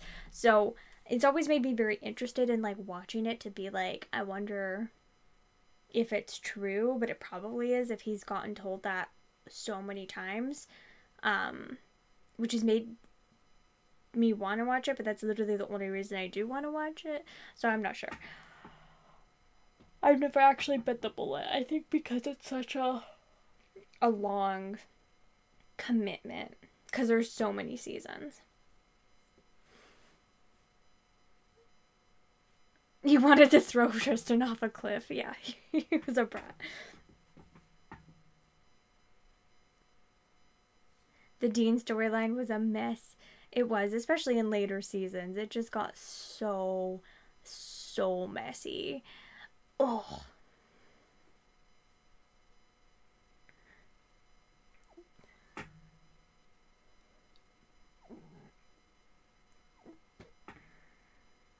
And short. It's actually not short. It's the same length as it has been. It's just very curly. It does get better after season 1. Alright. The folklore is amazing. Oh.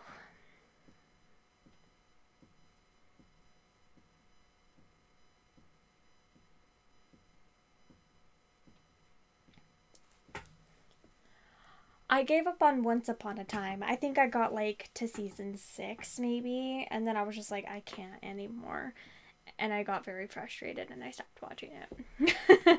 And then I don't think I ever finished Pretty Little Liars as well. I invested so much time into Pretty Little Liars. I got really far in and I didn't watch like the last season that they came out with because I was just like, I'm done. There's just so much. I can't keep up.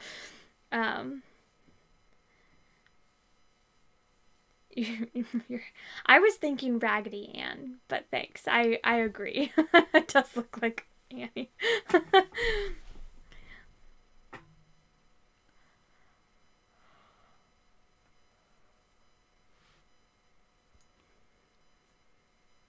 That's so cute, Diana. What a sweetheart. I mean, Christopher's perfect in every other single way imaginably possible. So I don't really mind that he won't watch my favorite TV shows with me. Like, in comparison. Like, it doesn't make him a bad person, but it's a little disappointing.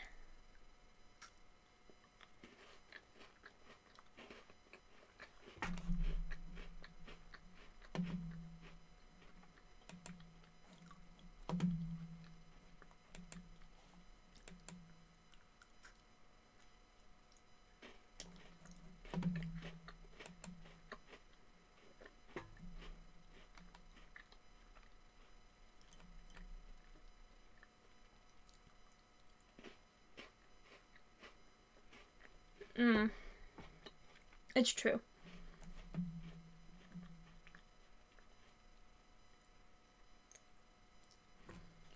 He does get major points for that.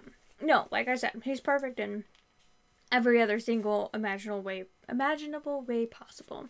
If, like, the worst thing about my husband is that he won't watch Friday Fish or murder mysteries with me, I can live with that.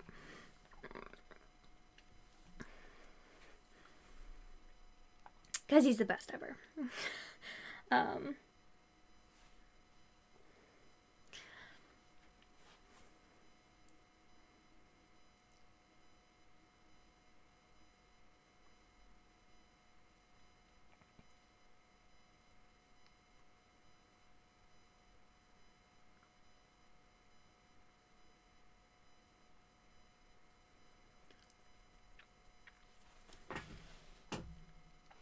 Right now, Chris and I are going through and watching the old Disney movies together. And it's so fun. So first off, Snow White and the Seven Dwarfs is freaking phenomenal. Like, watching it, I went in super skeptically, thinking I probably won't like this very much. Like, I'm sure I'll like it, but I'm sure that I'll be like, oh, I have problems with this, I have problems with this, I have problems with this. I had no problems with it. I loved it, and I think it's one of my favorite Disney movies of all time now. I don't know, I just adored this, and it just, like, it's so classic, and it's so, like, the animation in this movie is so phenomenal. Like, it is absolutely beautiful and incredible, and I love Snow White now, which I've never cared about Snow White in my whole life. Like, I've maybe thought it was okay, or maybe liked it a little bit. It's amazing. My reading plans for this week. Dead Mountain, Dr. Jekyll and Mr. Hyde, Realms of Fire and Shadow, I think that's what it was called. Mistborn, The Final Empire, The Princess and Curdie, and one other yet to be determined book.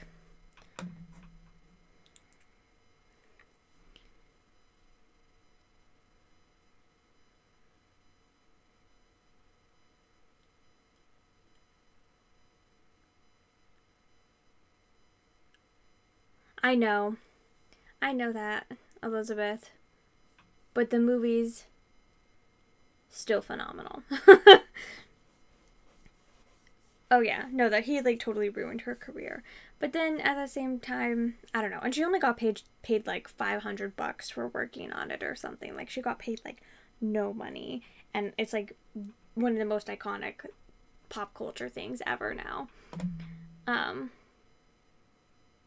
The animation was a state of art. No, it's seriously beautiful and incredible. And, like, I was shocked with how much I loved it. And then we watched Pinocchio, and I was shocked with this one as well, of how much I enjoyed Pinocchio as well, because, again, I never cared about Pinocchio. I never have had any interest in Pinocchio. I actively disliked it when I was a child. But it's so endearing. Like, it doesn't make a lot of sense, and Pinocchio is extremely naive, and Jiminy Cricket is ridiculous. But, like, again, like,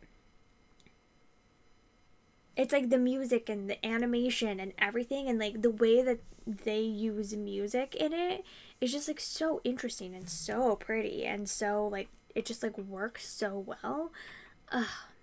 You found Pinocchio scary when you were a kid. You would probably like it better now. Like, I hated it as a kid, and I really liked it now.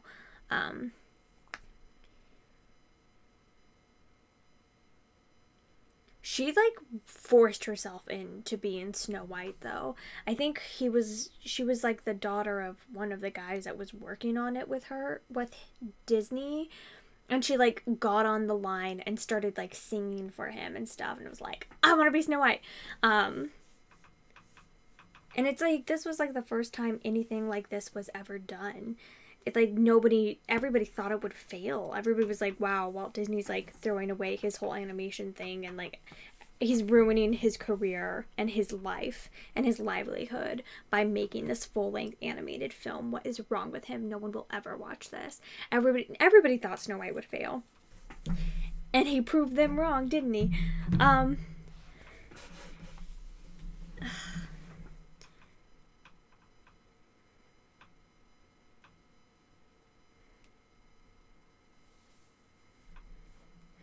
I need to rewatch the Annette Funicello and Frankie Avalon videos because I really love those. My personal favorite out of all of them is How to Catch a Wild Bikini. Is that what it's called? But I also really liked the one about the aliens because it was just really random and why the frick were there aliens?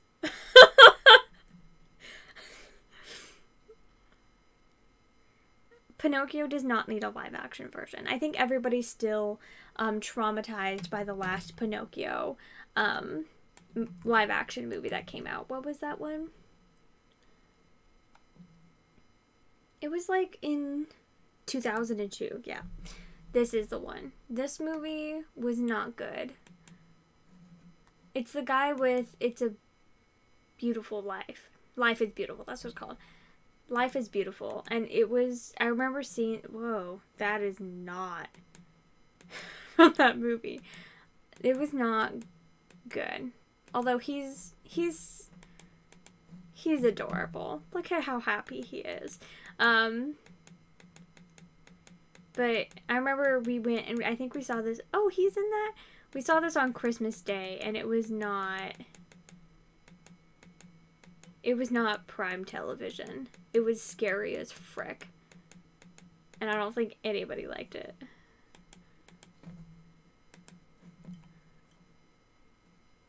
It has a 4.3. Nobody liked this movie. But it has Life is Beautiful guy in it. Which, Life is Beautiful breaks my freaking heart. The music from this movie is beautiful and incredible. And it makes me cry every time.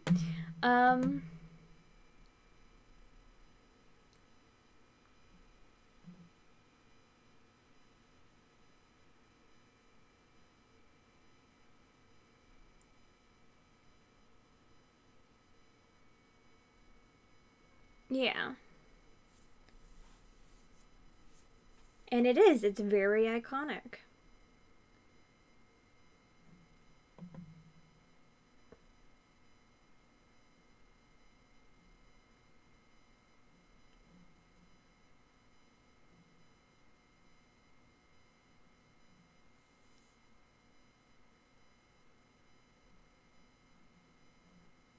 I've never watched a single episode or anything of Mickey Mouse Club.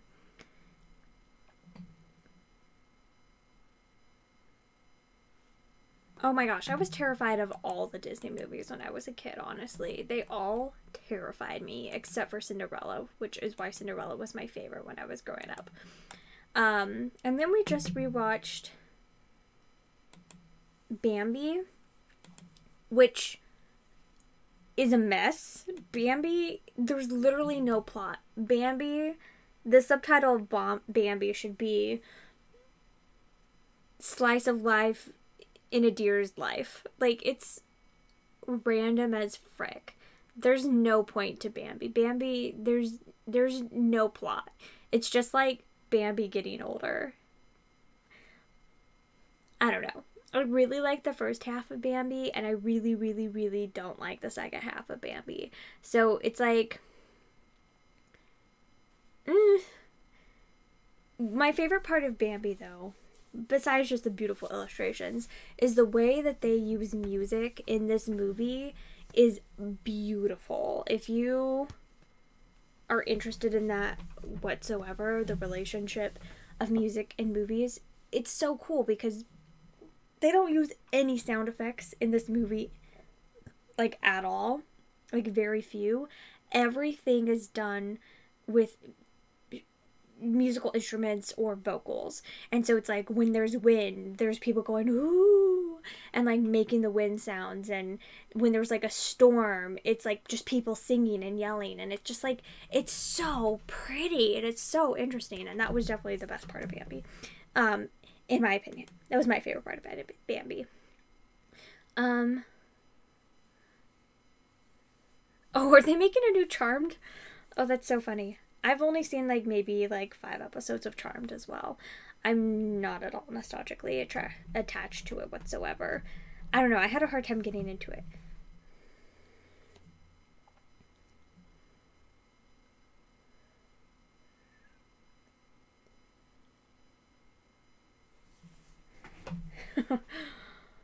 I feel like rewatching Peter Pan is going to be super, super cringy.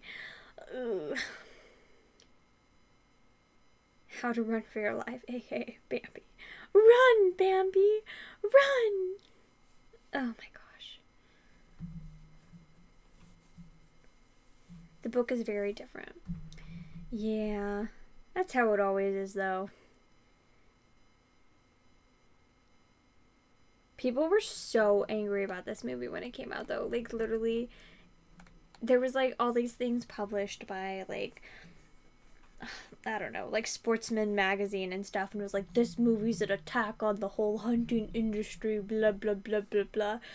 It's just like, oh my gosh, get over yourself.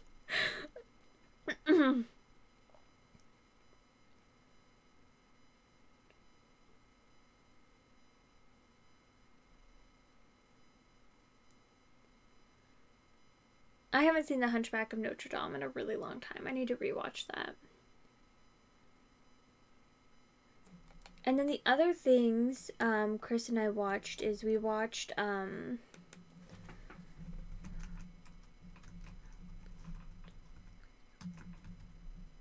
don't know how you spell that. I don't remember. Salutos.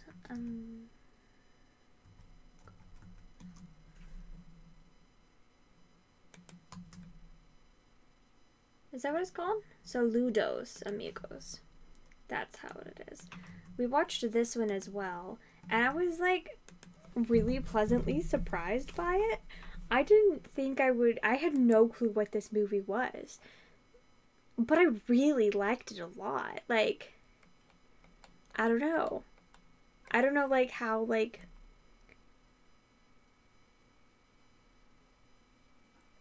representative it is, like how accurate it was, but the art is so interesting, and the way that they use like the art to like tell the stories and stuff is just like so cute and adorable and so enjoyable. And I don't know, I really just liked it so much more than I was expecting to. And then we watched the three Caballeros, is that how you say that? And I really liked it as well. Like, some parts were just kind of like boring and like whatever, and then but like there were some really, really beautiful like animation bits in this that were just like honestly stellar.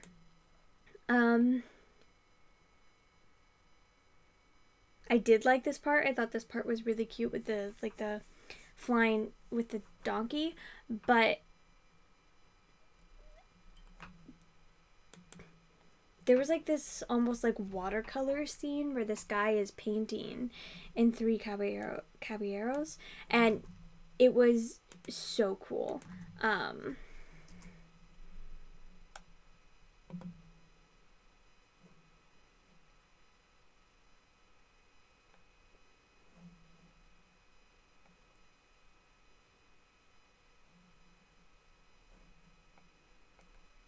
I don't know if I can find it.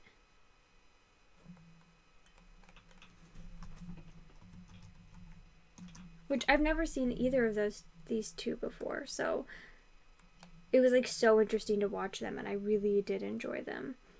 Ooh, yeah, I think you might have to like go actually watch the movie in order to find it. But there's like this scene.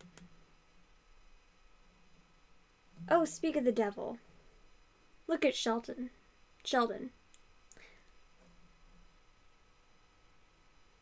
It's even better with the music. But him drawing this and using the paintbrush in the way that he does is so stunning. Like, look how, like, it's just, and the water dripping from the paintbrush and like everything. I don't know. I am in love with this whole sequence of him painting these and with the music and everything. And look at how he does the paint, like the palm trees with the brush smushed against and like everything. Like, I'm in love with this whole sequence. Like, I think it's worth watching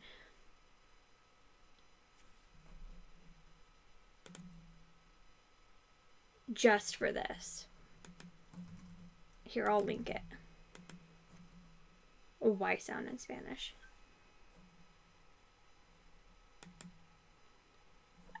And they make mouths, which makes you think of the Tiki Room.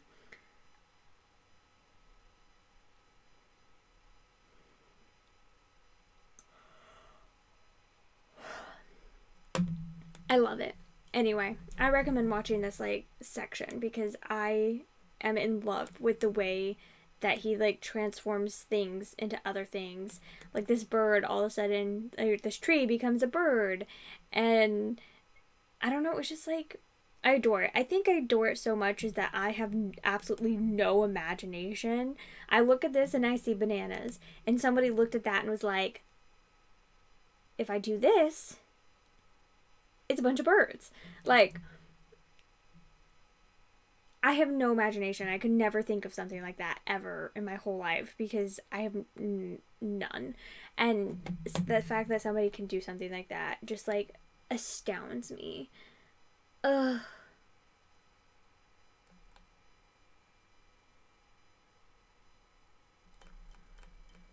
Anyway.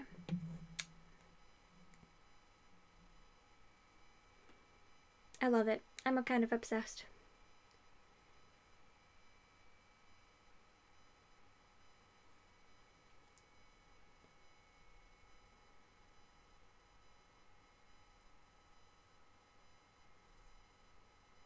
So, I think that's all we've watched so far. I don't think we've watched any more. And I think the next one that we're going to watch is going to be Dumbo. So we'll see how that goes because I haven't seen that movie in a long time and I hated it as a kid, so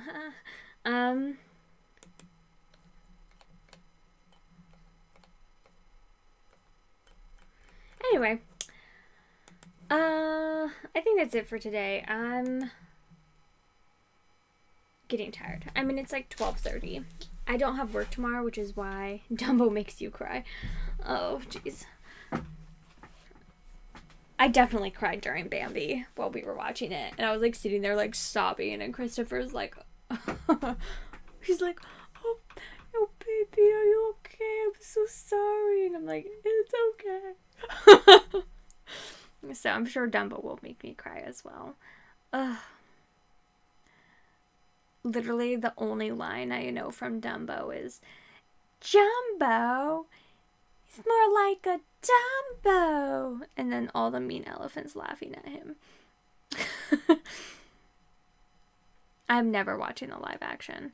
I don't know. I don't think I want to watch any live actions from Disney. They honestly make me upset that they're a thing.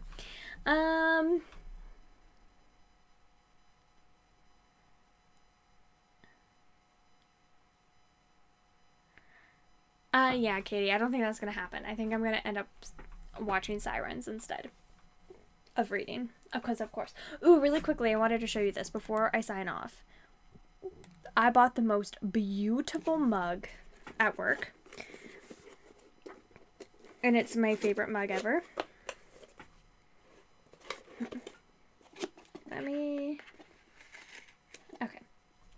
It's incredible, you guys. Be ready to have your mind blown.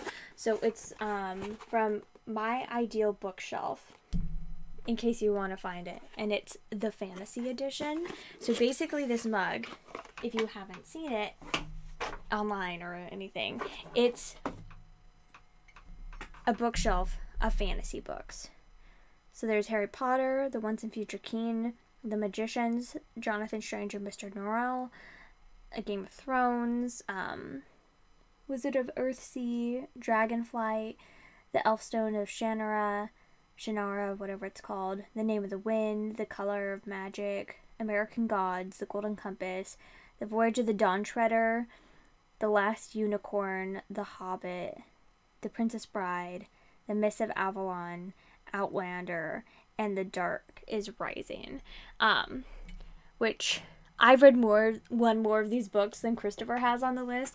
So I counted through and I was like, I've read this many, and he counted through and he's like, I've read this many, and I was like, I win. Anyway, it's so gorgeous, and I obviously bought it because I love it. They also have so this is the fantasy edition. They have one that's tween classics, which isn't as bad as it sounds. It's things like A Wrinkle in Time and Charlotte's Web. And so it has like, that one has like Alice in Wonderland, Matilda, Half Magic, Black Beauty. Probably it has like Heidi on it, but I don't see it. It's hard to read. It's very, very small. So it has a lot of things like that. There's a cooking one. There's one of novels of the 1800s, novels of the 1900s, and Resistance. But you can just like tell how much like love was put into the detail of this, because like they look like beautiful spines of books, and they actually look like the spines of actual editions of the books. And it's like just like the dedication that takes, and like it's just like it was very lovingly crafted and very lovingly like picked out and everything. It's just like so pretty. I haven't used it yet. I just bought it yesterday, but bet your bottom I'm gonna be using it a ton. And Christopher's like, that's just gonna go on a bookshelf as a display, right? And I'm like, no, I'm gonna use it.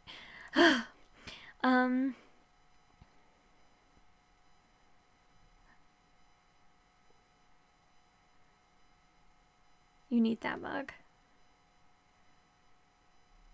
You need to wake up. Oh, well, thanks for staying up, Keisha. I'm sorry I started so late. I was letting Chris finish the vlog. What's the name again?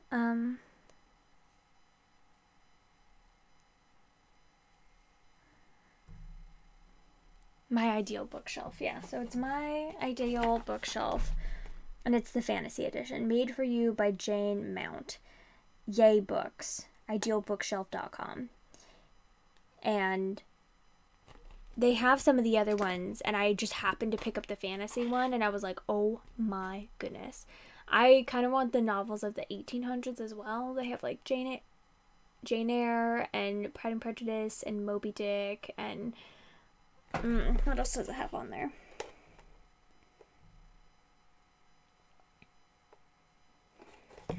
It definitely has some Charles Dickens. I can't tell which one. Les Miserables. I don't know. They're so small, it's hard to read. It looks like there's Middlemarch. Anyway. You've already saved the site, so you can buy a few.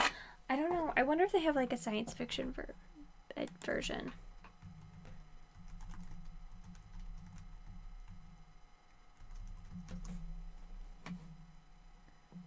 Is that what it was called? Oh, it's just Ideal Bookshelf, not My Ideal Bookshelf. Dang it. Idealbookshelf.com. No? Well, whatever. Here it is.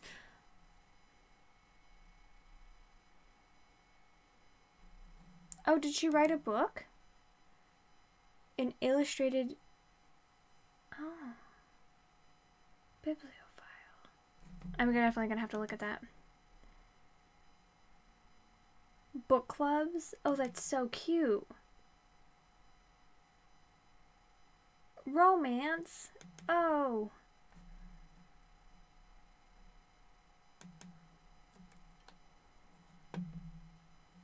Writing novels of the 1900s. Okay, so yeah, the only one that we don't have is writing, and that's not something that really appeals to me, but that's really cute. Well, I hope she does a science fiction one.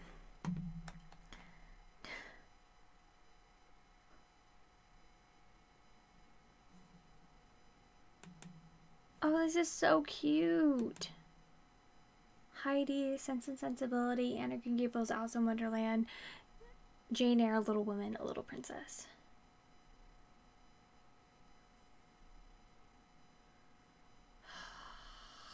I want it. Okay. Bad news. We're probably all gonna buy these mugs now, but I don't know. I thought and I loved it far too much.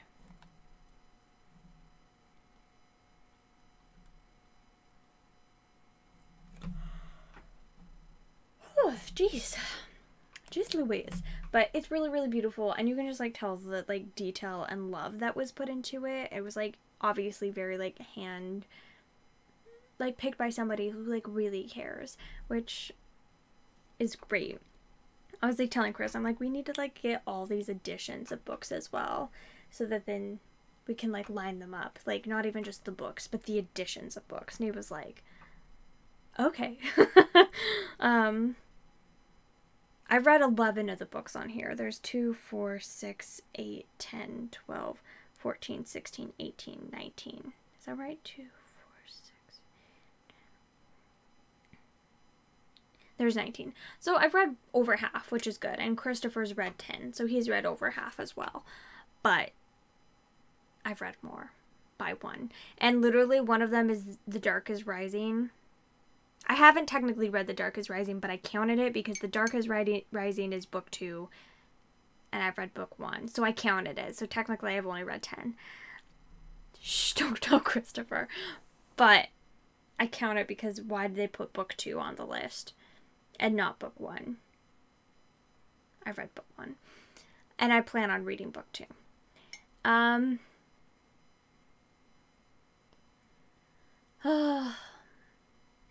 But my favorite book on here is probably The Voyage of the Dawn Treader. I freaking love The Voyage of the Dawn Treader. Anyway, it's really, really beautiful, and it was a good purchase last night. Okay, anyway, I'm really going to close this now for now, and go to bed, because it's late. And even though I don't have work tomorrow, I still don't want to like mess up my sleep schedule for the work for the rest of the week, and I want to be productive tomorrow.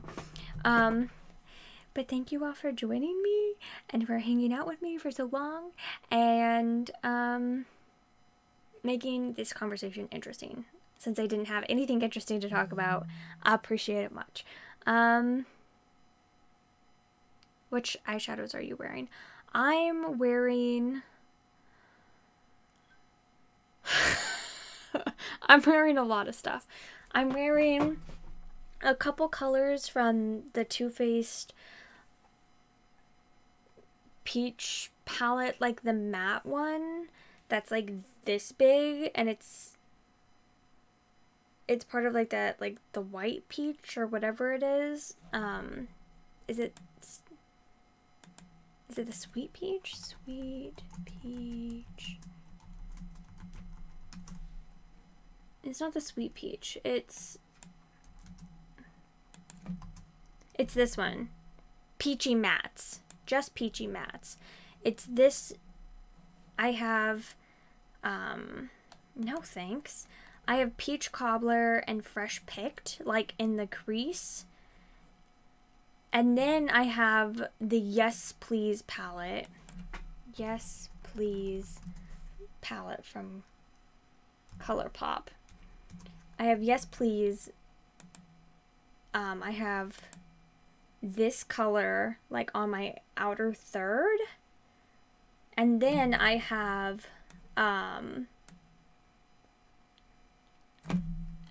e.l.f. 10 pan eyeshadow. I have this e.l.f. eyeshadow on my eyes. I have this color all over my lids, and then this color in the inner third. Not the inner third, the inner fifth, like just like right on like the inner corner. And then I have I also have like those colors from the peach palette like underneath my eye, but then I also took a Sephora like mustard yellow liquid eyeliner and put that on my waterline, but not like on my waterline, like underneath my waterline on my lash line. That's what I have on my eyes. I know it's a lot for a super simple look, but I was having fun and I had them all in front of me, so it wasn't like a big deal. But it's a lot. You can't see. I know, it's... Sorry. It's... Here, sorry, I didn't pull them up. I like forgot that my face was on there. To reiterate, this is what's on my lid, and this is what's like on the inner like tear duct part. And then I had the peach, I have Yes Please, I have like this color on like my outer third. And then I have these colors in my crease, which are the Peach Cobbler and Fresh Picked I have like in my crease. And then I don't know what the Sephora eyeliner is that I have on the bottom. I have no clue.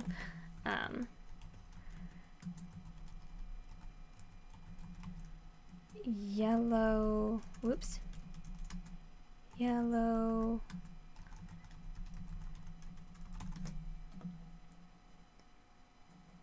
It's none of these. It's literally none of these. It's like a felt liquid eyeliner. And I bought it like last Christmas and I really like it, but